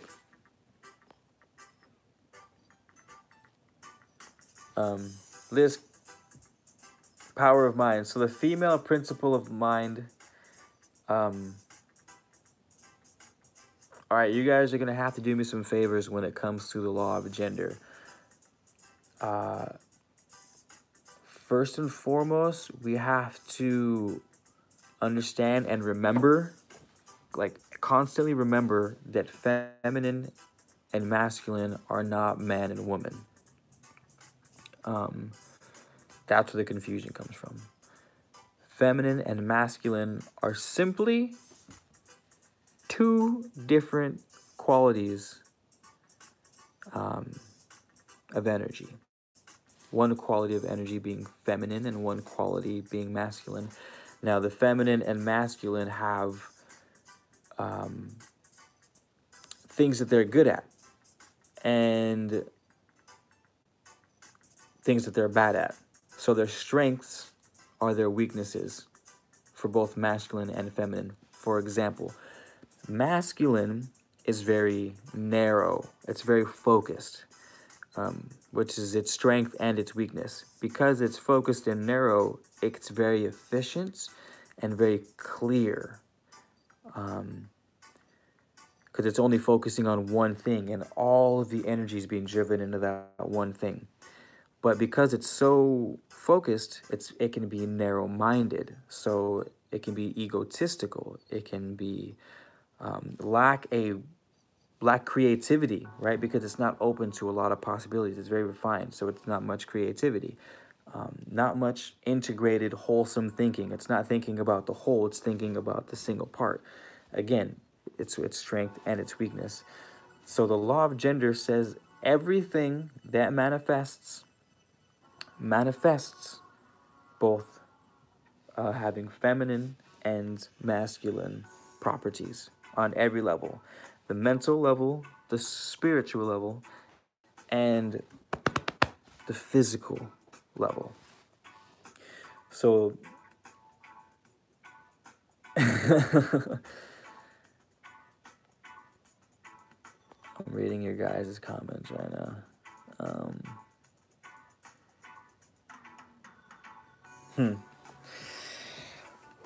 I did not read you guys' comments. I'm talking, I get all sideways. Like, where was I? What was I saying? Oh, everything that manifests male and physical, blah, blah, blah. So, how the law of gender shows up in humans, for example, so we'll get real specific and say with humans, is that we have a man and woman.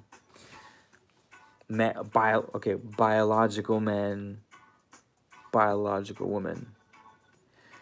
A biological man tends to be dominated by masculine qualities because he is in the masculine form of humanity. He is a man dominated. And what I mean by that is literally has testicles, which are producing testosterone, which is a very masculine hormone.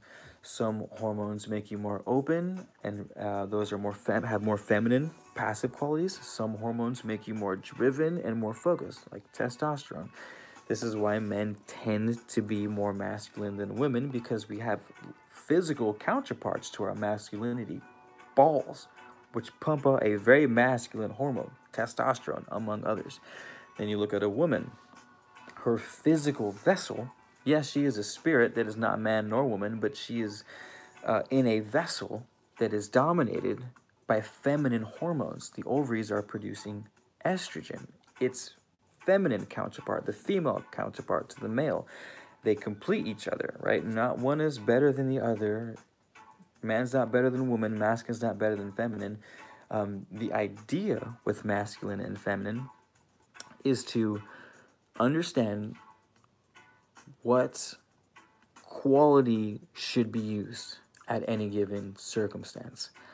And this is fucking exceedingly hard. I haven't figured this out. When I figure this out, I'll be unstoppable. But it's like so for example, feminine qualities, so we'll leave the body, right? Feminine and masculine showed up on the physical world. One of them as a man and a woman. There's millions of examples, but we'll go to the mental world, the emotional world. We'll say left brain, right brain, creative, linear. If I'm building a house, and I'm actually not designing the house, building the house, like it's okay, it's been designed, we have the blueprints, let's build this bitch. I need to be very analytical, very structured, very orderly, very precise. It's a very masculine project to build something. So there are thousands of moving parts, and they all have to happen in a certain order for the finished product to be right. Otherwise, you can have some pretty cataclysmic events happen if you don't take care of your shit. Aisha, what's up? So in that world, you're going to need to be dominated by masculine qualities to build that house. But that's just one example, right? And if you notice, construction workers have a very certain type of personality because they live in that world. Just like artists all have a very similar personality because their feminine, masculine traits, what they are dominated by, resonate out of their fucking pores, and they attract people like them, and they do things like them that match.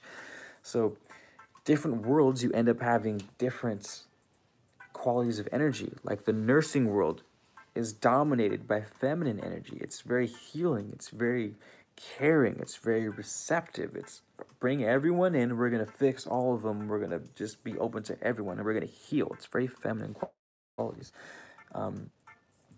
Not sure what I was getting at that. Oh, the problem. Here's the problem. At least for myself. I will act out of alignment for what needs to be done at any given time. If I'm in an argument, for example, I shut down the receptive part of my brain and I'm on attack mode. I'm not listening. I'm not receiving. I'm just dictating. I'm like, you're fucking wrong. I'm right.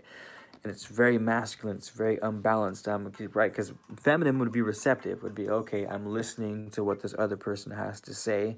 I need to, damn it, Liz, talking shit. Instead of having the balance, instead of taking in, I'm always trying to speak. That's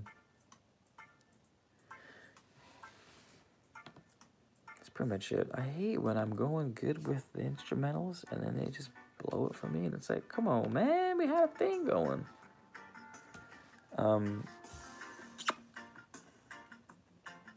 Yeah. Basically, the reason why the world's so fucked up is because people's fucking mental identity is all screwed with. Like, it's just the amount of people. I don't know if it's more than it was before, or if it's growing, or if it's always been this way. People just didn't speak out about it as much. But the gender identity phenomena at this moment should be like should be very, what's the word I'm looking for?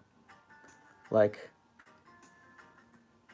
you guys should be reading between the lines with this. I don't know what. I'm not saying it's good or it's bad, but I'm saying that there's this huge phenomena of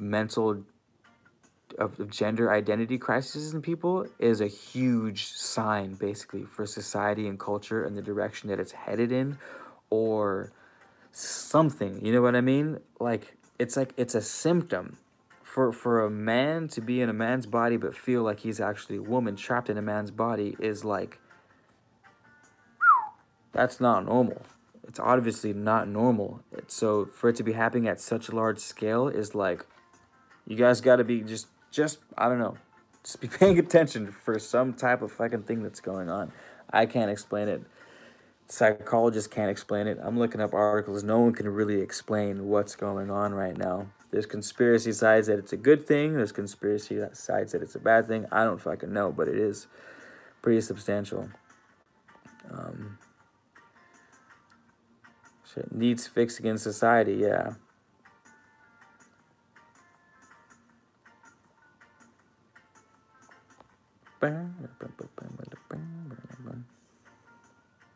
Yeah, your daughters have many friends who are gender fluid. I have tons of friends that are gender fluid. Well, I wouldn't say tons, but quite a bit. Quite a few of my friends are gender fluid. Yeah, I am curious. Anywho, this isn't about whether genders are a good or a bad thing. Not the only, but the important thing with the law of gender is to say that there's two qualities of energy.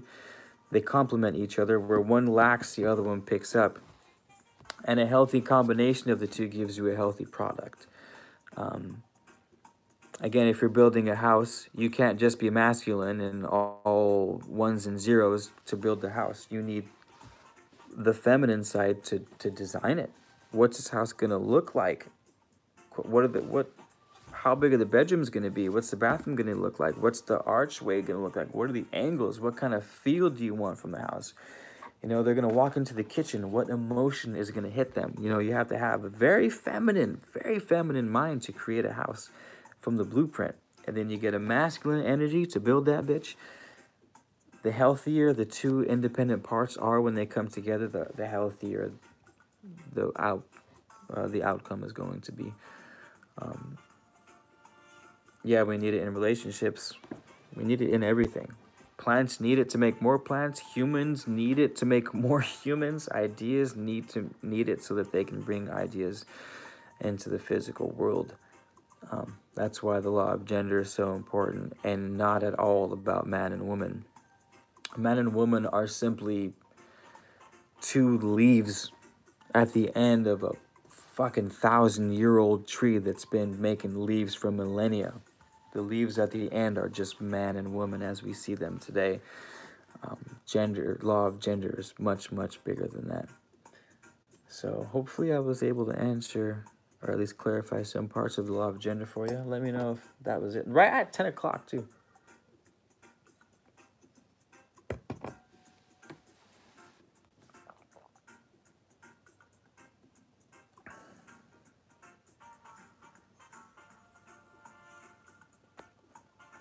Damn. Yeah, you guys start pouring wax on each other. That will solve all the relationship problems. At least most of them.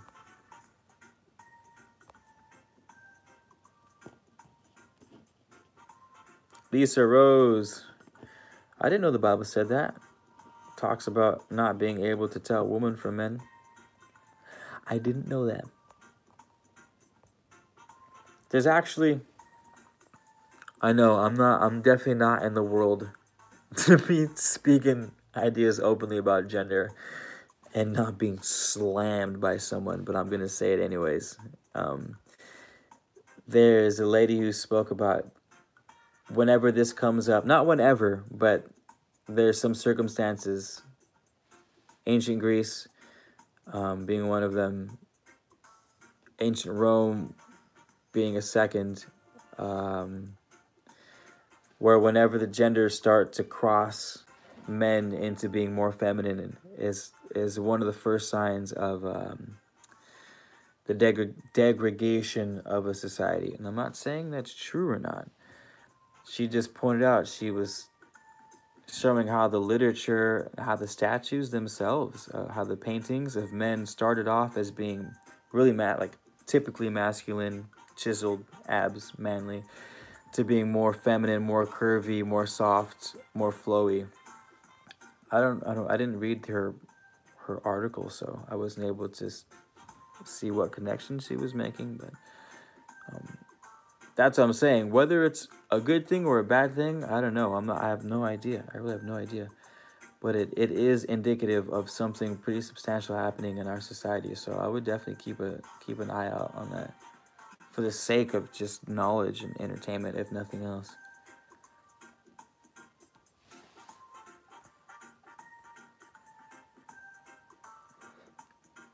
Yeah, Alicia, there's nothing wrong with that. Like, where you want what you want. Like, there's nothing wrong with wanting what you want. It's just,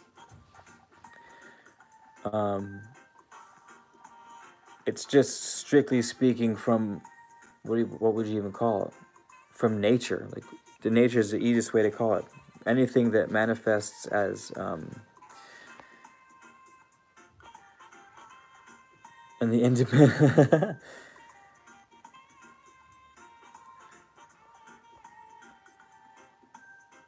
We need women to wear skirts.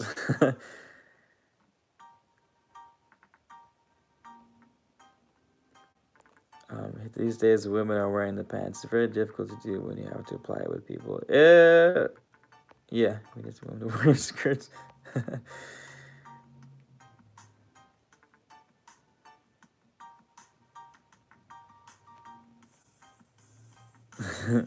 All right, Liz, Kybalion, thanks for stopping by. We'll see you.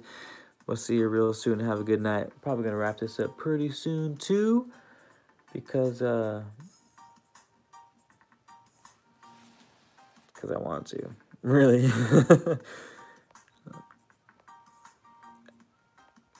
Because some men couldn't. Yeah. I try not to give too much of my opinion on such matters, because it's hard. It's been hard to have conversations on stuff like this that's super sensitive because I don't always agree with people on them, and then people get really upset, and I'm like, oh, I didn't mean it that way. I'm just like, you know, like, nothing personal, just saying what I think. So yeah, Junior. Oh man, the missionary that got killed by the Sentinel tribe, and yo, I've been talking about this for weeks, homeboy. If you guys don't know what Power of the Mind is talking about, a missionary who trained for like 20 years, this dude trained to go visit this deadly island to convert them to Christianity. It's this thing, that's what they do. No one's allowed on the island. It's illegal to go there because they want to keep these guys intact and not bother them. He went and got speared. The first day he went, and his boat driver saw the natives dragging his body across the beach. Yeah, Marilyn, I like to. I'm staying neutral, but neutral is where shit doesn't get done. Sometimes it's better to make the wrong decision. So I got text after that. Sometimes, most of the time, it's better to make a bad decision than to make no decision. My old baseball coach from high school taught me that, and it's been one of the most profound things I've ever in my life. It's better to make a bad decision than no decision. So eventually, I'm not going to be so neutral with what I have to say. But for the time being, we'll let it chill.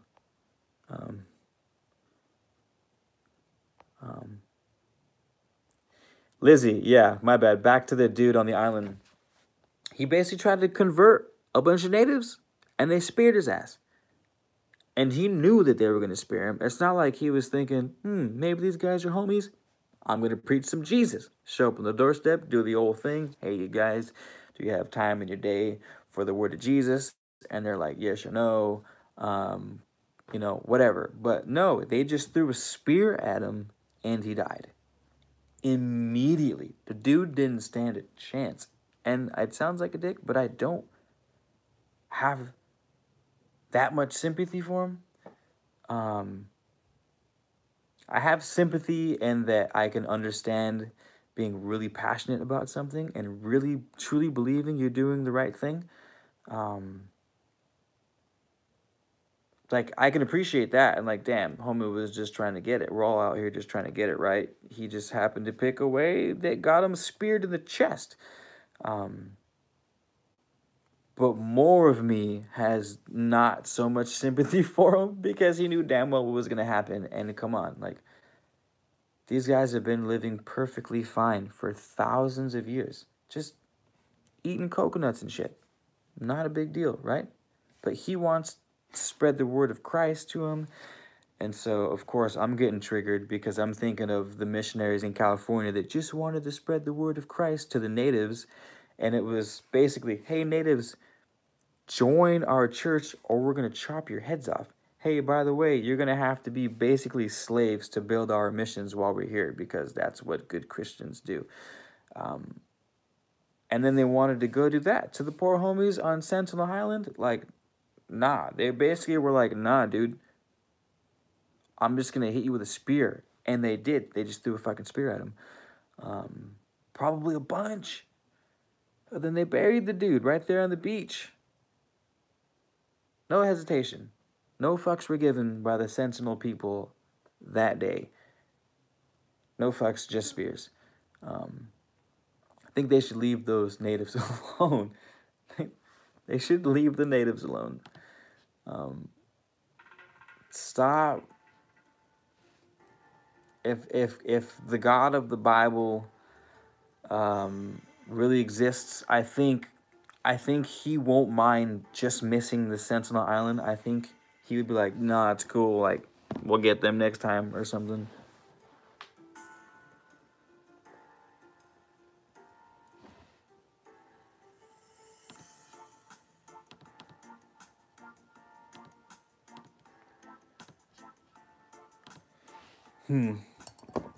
Aren't you guys tired yet? Shit.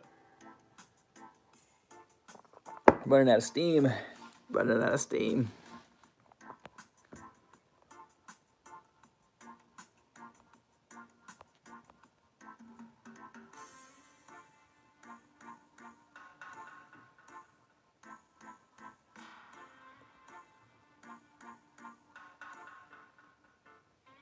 Damn, you guys asked me a bunch of stuff that I overlooked. Candy Makowski asked, so basically we as humans need to use our feminine and masculine at the proper times in life. Yes, absolutely. Know when to use it. Know that that in every situation you're gonna need to use both of them to some degree. And also to try to stay away from the conversation and dialogue that says masculine equals man, feminine equals woman, because it's not true and it's not useful, and most of the time just brings up unnecessary baggage.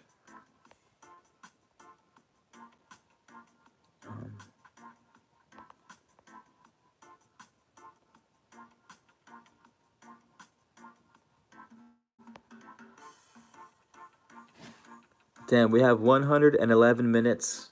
We'll have 5 ones in 3 seconds. Right now. Use your feminine when you need money for shoes. See, Lizzie, that's what I'm talking about when I say use your imagination to make this shit. Whatever you can conjure in your mind can be done, and that's what they're trying to teach you. You just have to hold that idea.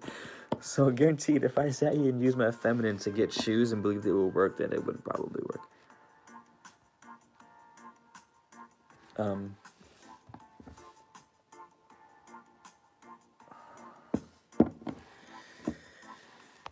Damn, you guys, I think I'm gonna actually log off because I have to send out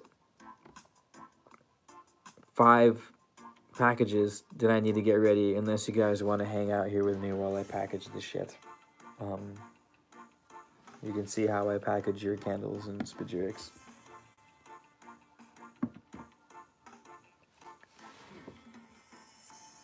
The wax stings. Lizzie, you did the wax?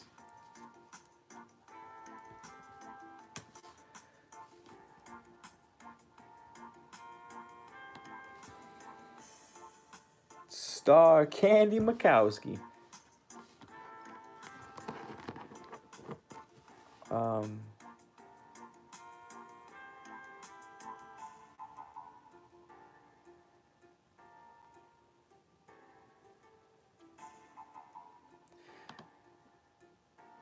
The link for my candles is... Wait, this is it? Oh, shit. 2, 3, 4, 5, 6. Damn, I have 6 orders to package right now.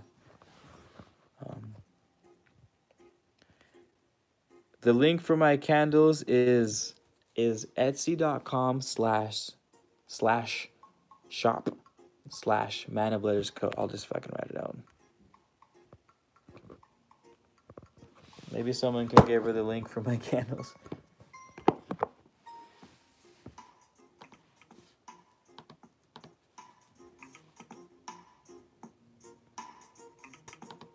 I'm opening the YouTube right now so I can send you guys the link to the candles.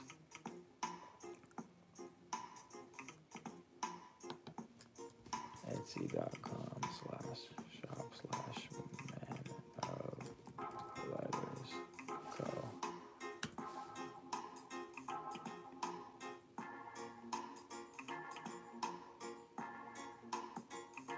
Wait, there's no space after that co. It should just be, I don't know why I did that. Oh, thanks, Marilyn Beatty. I appreciate that. That was awfully sweet of you to say.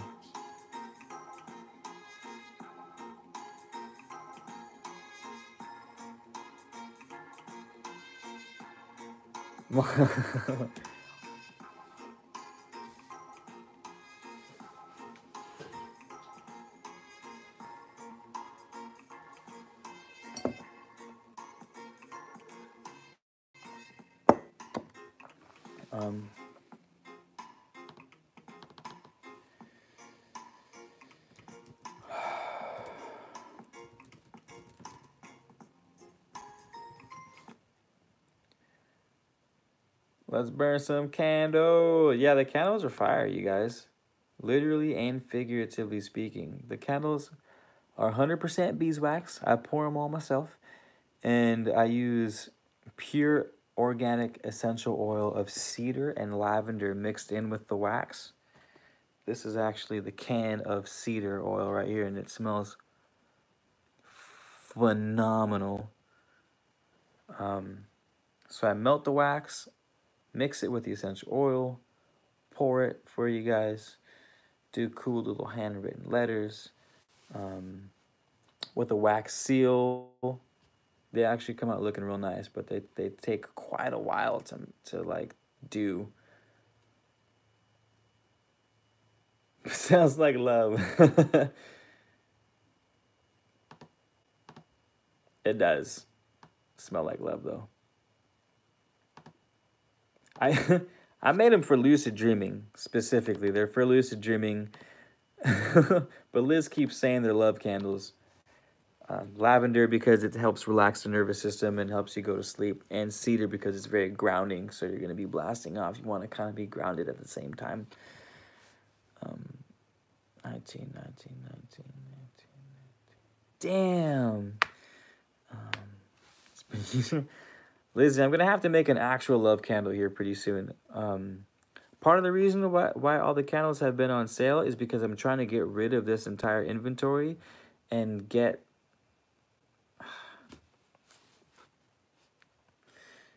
more oils. I want to get cinnamon, essential oil of cinnamon, and pine, and maybe frankincense. But I need to sell out. Also, for you guys who are in this room, I'm basically throwing. I made a bunch of little tea light candles, but they didn't come out. Like these ones look hella dope, but they're kind of thin, so they don't burn as much as I would like them to. So I've kind of been giving them away with the spagyric. The past, I have 5 orders that were made today. 2 of them are spagyric, 1 Penelope and Amber, so they will both probably get one of these as a free goodie. Because I could sell them, but I don't know. I'm not sure if people would be happy with them because they burn out kind of quick, unfortunately, but the other ones are dope. I have like little votives. I have big ass 1.3 pound behemoth pillars. The pyramids. I have the pyramid shaped ones too. These ones are kind of dope. And then I have spheres, little circles. Been having trouble with the spheres though. Every time I pour the mold, there's a little crack on the side of it, and I can't for the life of me figure out why the fuck it's doing that. But yeah. That said, if you're still in this room, we're mostly just kicking it at this point.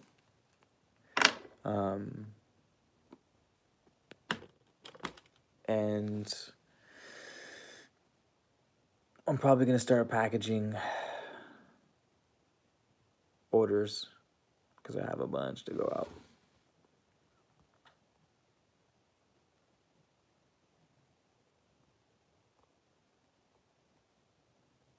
Destiny Champion, Lucid Dream is tough at first, but promise you, here's this. I'll get you to Lucid Dream by the end of the week, or you get a free little rose candle. But you have to do these things. Get a fucking dream journal. Write before you go to sleep that your intentions of dreaming, and as soon as you wake up, write down your dream as much as you can remember, start to finish. And then, what is it? Set up a reality check. A reality check is where you check to see if you're dreaming throughout the day. So say every time I pee, I'm gonna check my hands to see if I'm dreaming, or every time, because a hands is a good way to realize you're dreaming, is a good first step. Or every time I drink water, I'm gonna check if I'm dreaming. So wake up in the morning, pour a glass of water. Oh, I'm having water. Am I dreaming? But like really look, right? Really, no, I'm not dreaming. Go about my day. You make a smoothie, you start drinking your smoothie. Wait a minute, am I drinking or am I dreaming? Check my day. So those are your reality checks. Could be whatever you want. The idea is eventually, and it fucking works, eventually you'll be in a dream and you'll be going to the bathroom in a dream or drinking water in a dream, or even for no reason because it's on your mind. You'll just be thinking to yourself, oh shit, am I in a dream? I am in a dream. Holy shit, I'm in a dream. Step number one, don't get excited. Look at your hands. When you focus on your hands in your dream, it solidifies the lucid dream. Some people like to spin in circles, but I feel like that's too.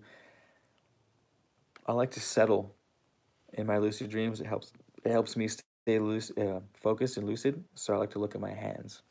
Um, your reality checks plus your dream journal. If you keep it, set your intentions before sleep. Write it down when you wake up in the morning. God, you will go lucid. I mean, I've only told it to a couple people and it worked for them and it worked for myself. So like, that's not obviously not a very big group I have to go off of, but I'm pretty fucking, you'll at least start dreaming 4, 5, 6 dreams a night.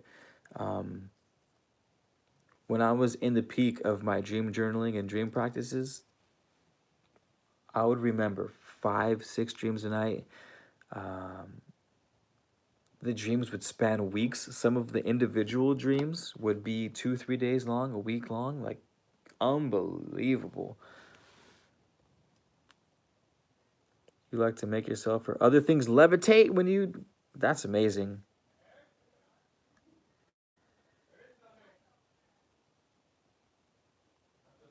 Oh, the rose? Ooh. No. Someone here? No, the neighbors. No, they don't float. I've been meaning to get some floating ones. I should try to see if they float. These actually floating candles might. I need to make a floating. Yeah, you're like the third person that's told me to get floating candles. They would be perfect for their tub actually, because they're wide and flat. They won't move around very much. So if you had a few of these in the like 4 corners of your tub, and they're bright. Like look how. This is one of the flowers that's burning right now. Look how much light it is. I didn't do a dream journal, but never wrote the intention before I went to sleep. Yeah, write the intention before you sleep. Keep your dream journal. Like don't do voice dream journals. Like they say it works and it does, but there's more connections in your brain when you write something down because you're adding an extra step. So the whole key with lucid dreaming is you have to let your subconscious mind know that you want to lucid dream, know that you want to remember shit, and know that dreaming is even a thing that you're interested in. So the more you involve yourself in the process, the more you're going to dream and the more you're going to remember. So write the intention now before you go to sleep. Write it when you wake up. Those are the 2 most powerful things. And then after that, there's supplements you can take for lucid dreaming. Mugwort, if you have mugwort tea, is good for lucid dreaming. Mexican dream herb is probably the fucking best thing for lucid dreaming, and that's what I have on my shop that I'm selling right now is the spagyric for mugwort and Mexican dream herb. You don't need those. Like I like taking them because it's like a supplement for a bodybuilder, right? But you don't need supplements to get muscles. When you lift weights, you just need to lift muscles. So if you want to lucid dream, keep your dream journal and do your reality checks, set your intentions, and you should be fine. Bree, I dream every night too, especially lately. You've been having 2, 3 dreams a night. And Alicia, that's crazy. I'm still not over that you levitate things in your dreams.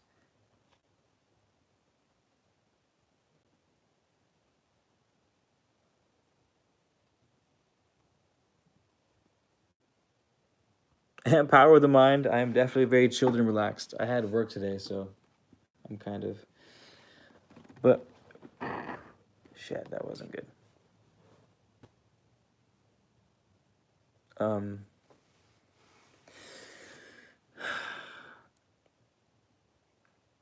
right, you guys. So I'm going to package these orders right now. If you guys want to stick around and see how I package them a little behind the scenes. What? Alicia, I breathe underwater all the time. That's one of the things that I do all the time in my dreams is breathe underwater. It's even when I'm not lucid dreaming, I'm breathing underwater. It's funny. Fuck. All these projects to go out.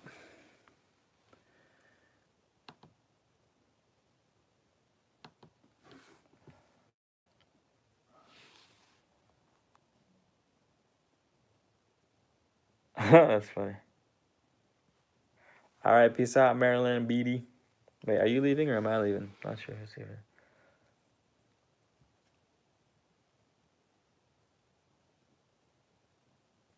I'll be right back. Right back.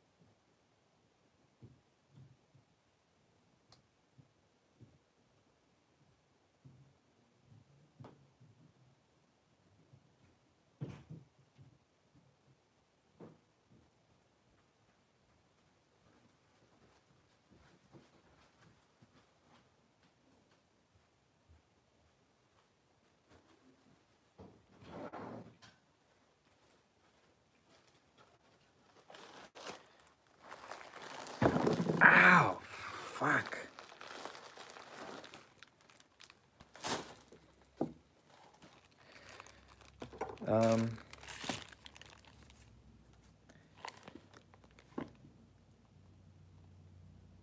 Thanks for the words tonight.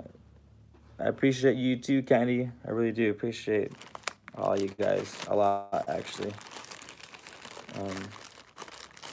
You could be anywhere, but as y'all know, you're here, so that's awesome.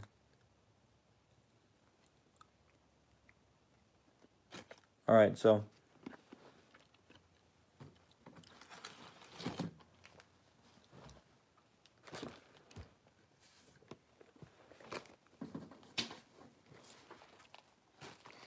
damn.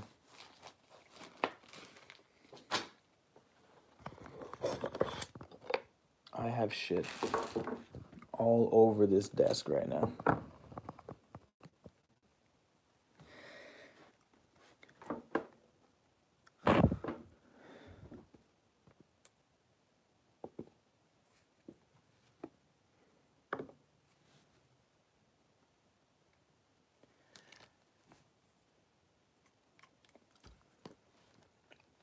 First things first. With this bad boy, come on! I had a jazz thing going now, and it's trying to figure out what happened to it.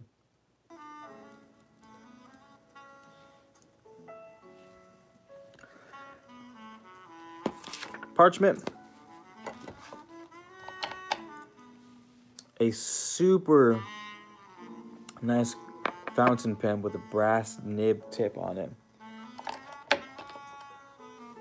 For those of you guys who have gotten anything from me yet, this is my seal that I use.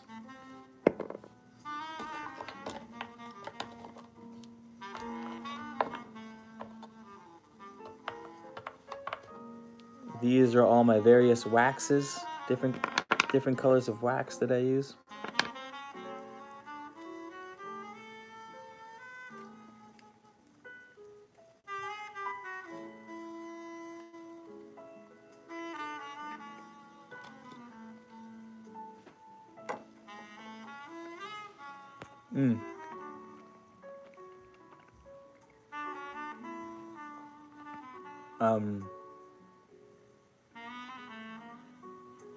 Alicia, no, I don't tell myself anything for the lucid dreams.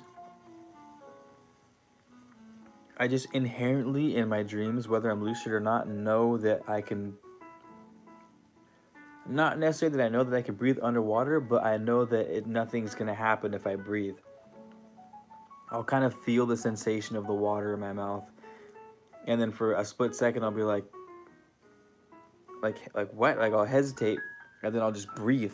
Like I'll just breathe, and then I'm breathing underwater. It's weird. I don't actually know how to do anything. So I have a question. If anyone is on here, Amber Von Shrike, Penelope, Ryan, Alicia is right here. Alicia Jane? Is that the same Alicia from Texas? No, that's a different Alicia. Musical Mood Ring. Oh, she got the flowers.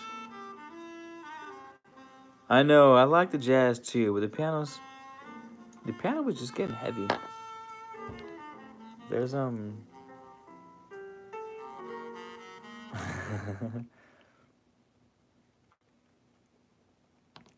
yeah, you can influence your dreams through waking life.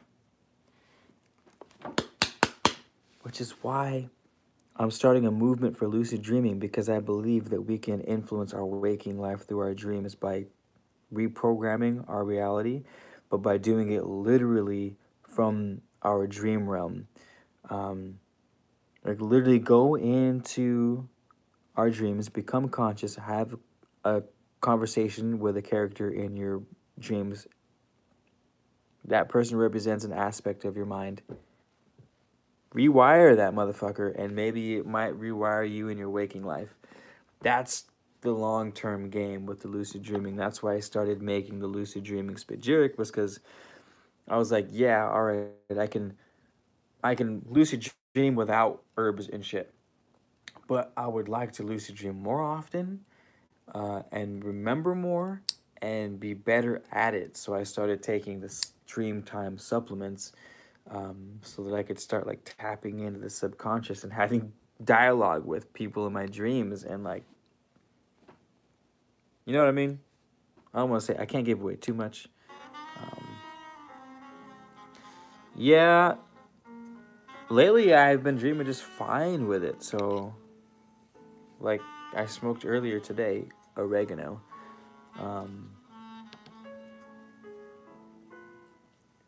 But yeah, Amber. Amber is from Washington.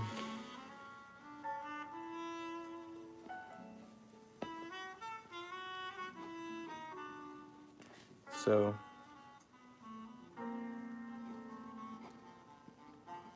oh shit.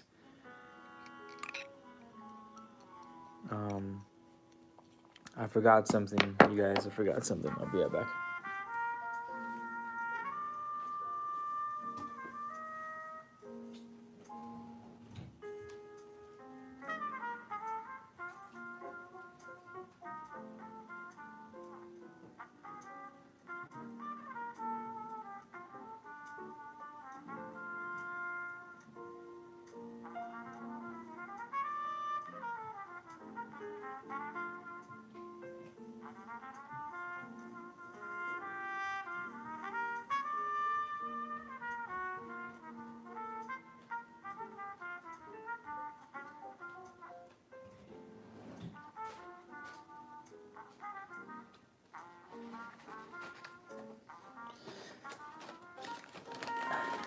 I thank God picked a whole bunch of lavender at work today, because I send lavender out with this when I send them to you guys. Yeah, this, I like jazz too, but this is too, like, I was looking something more, like 1920s.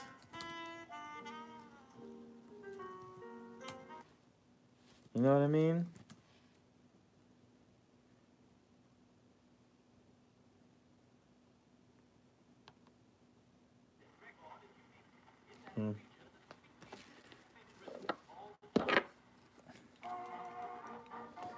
Not this either. It'll come. If you build it.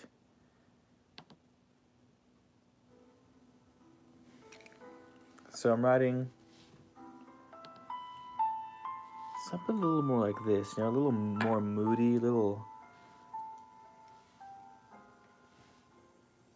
Yeah.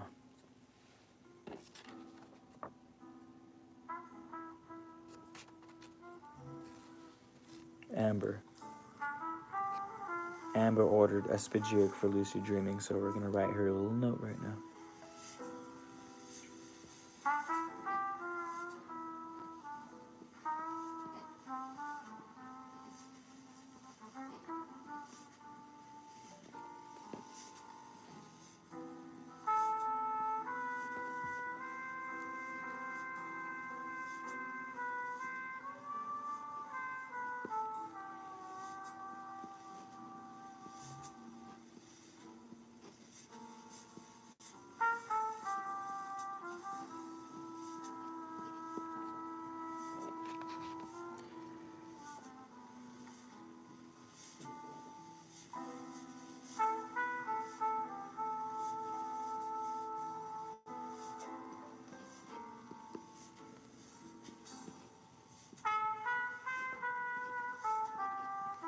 Alright.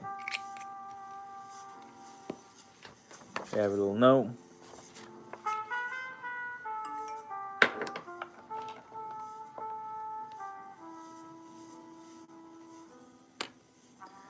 To go with the colors.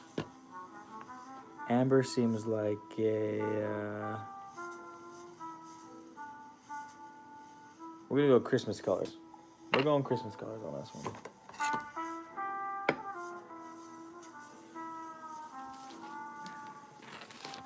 So basically what I have to do is I have to cut the wax off to make the seal.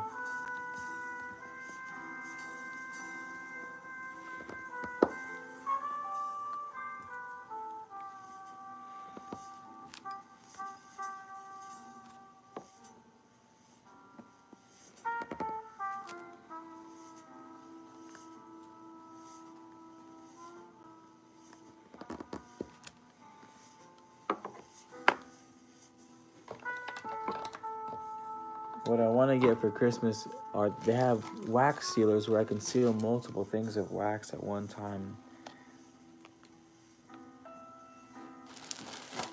And not have to wait, because this shit takes forever.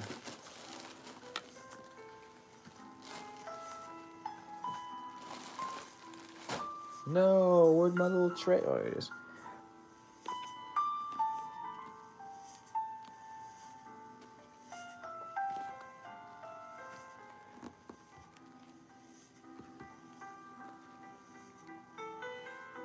Wax over the flame. I'm gonna wait for it to melt.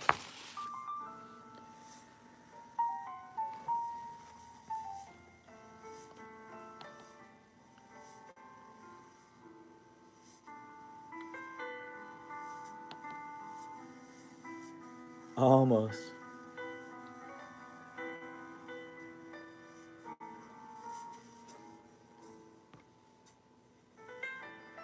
Bree, sorry, I just saw your thing. Damn, you asked that a hell of a long time ago. Bree, if you're even still here, I have had an experience with astral projection. I got close to doing it, but I didn't actually make it all the way there. I can start, Bill. What up, Bill? How's it going, man?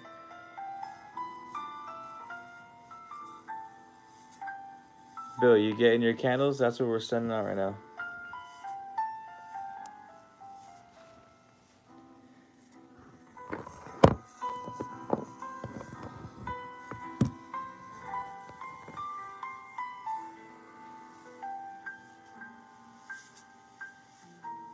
Nah, we're pretty much done, Bill.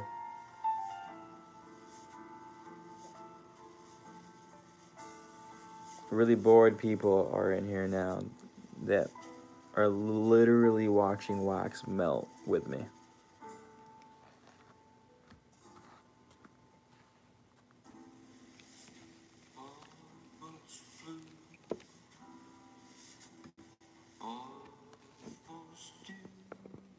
Oh man, this is not good though.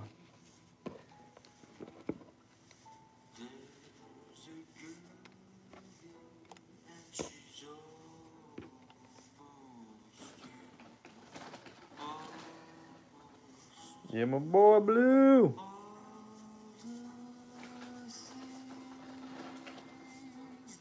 No, I wasn't calling you guys boring. I was saying that you guys were bored.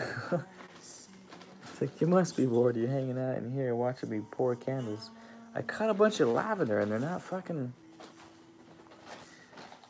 They're all wilted. Damn, that's a bummer.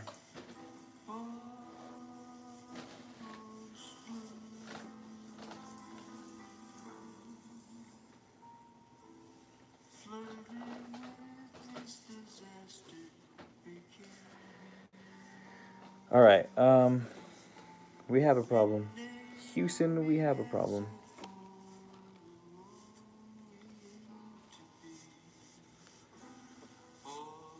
It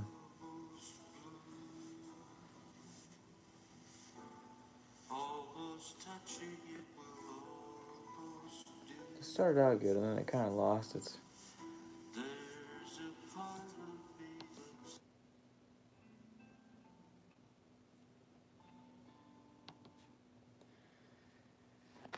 Damn, y'all.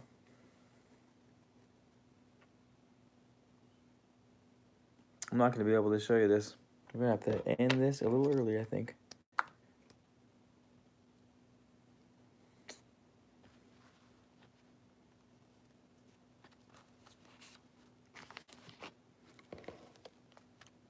You've been exploring the halls of Amenti? Thanks for the invite, Bill.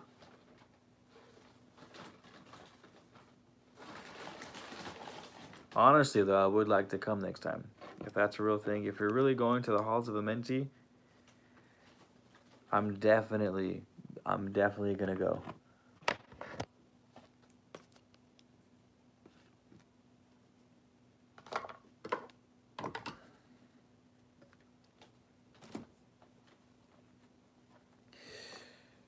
All right, you crazies, I'm logging out. I was going to show you guys how I make my letters when I mail them out, but I forgot to get more lavender. I wax steel lavender flowers onto the notes for you guys who haven't got them. So I do little handwritten notes, melt the wax with the sealer, press the flowers in it. It looks amazing. But I ran out of lavender flowers, so I have to go pick more. So I can't package anything right now. Merp. I'll let you guys know how that goes tomorrow, though. Thanks for being here. Thanks for sticking around this long and doing absolutely nothing with me. And I'll... Reading my rocks. It's another world. You guys all have a good night and have a Merry Christmas. I hope everything's going well. I'll talk to you guys soon. All right. Peace out.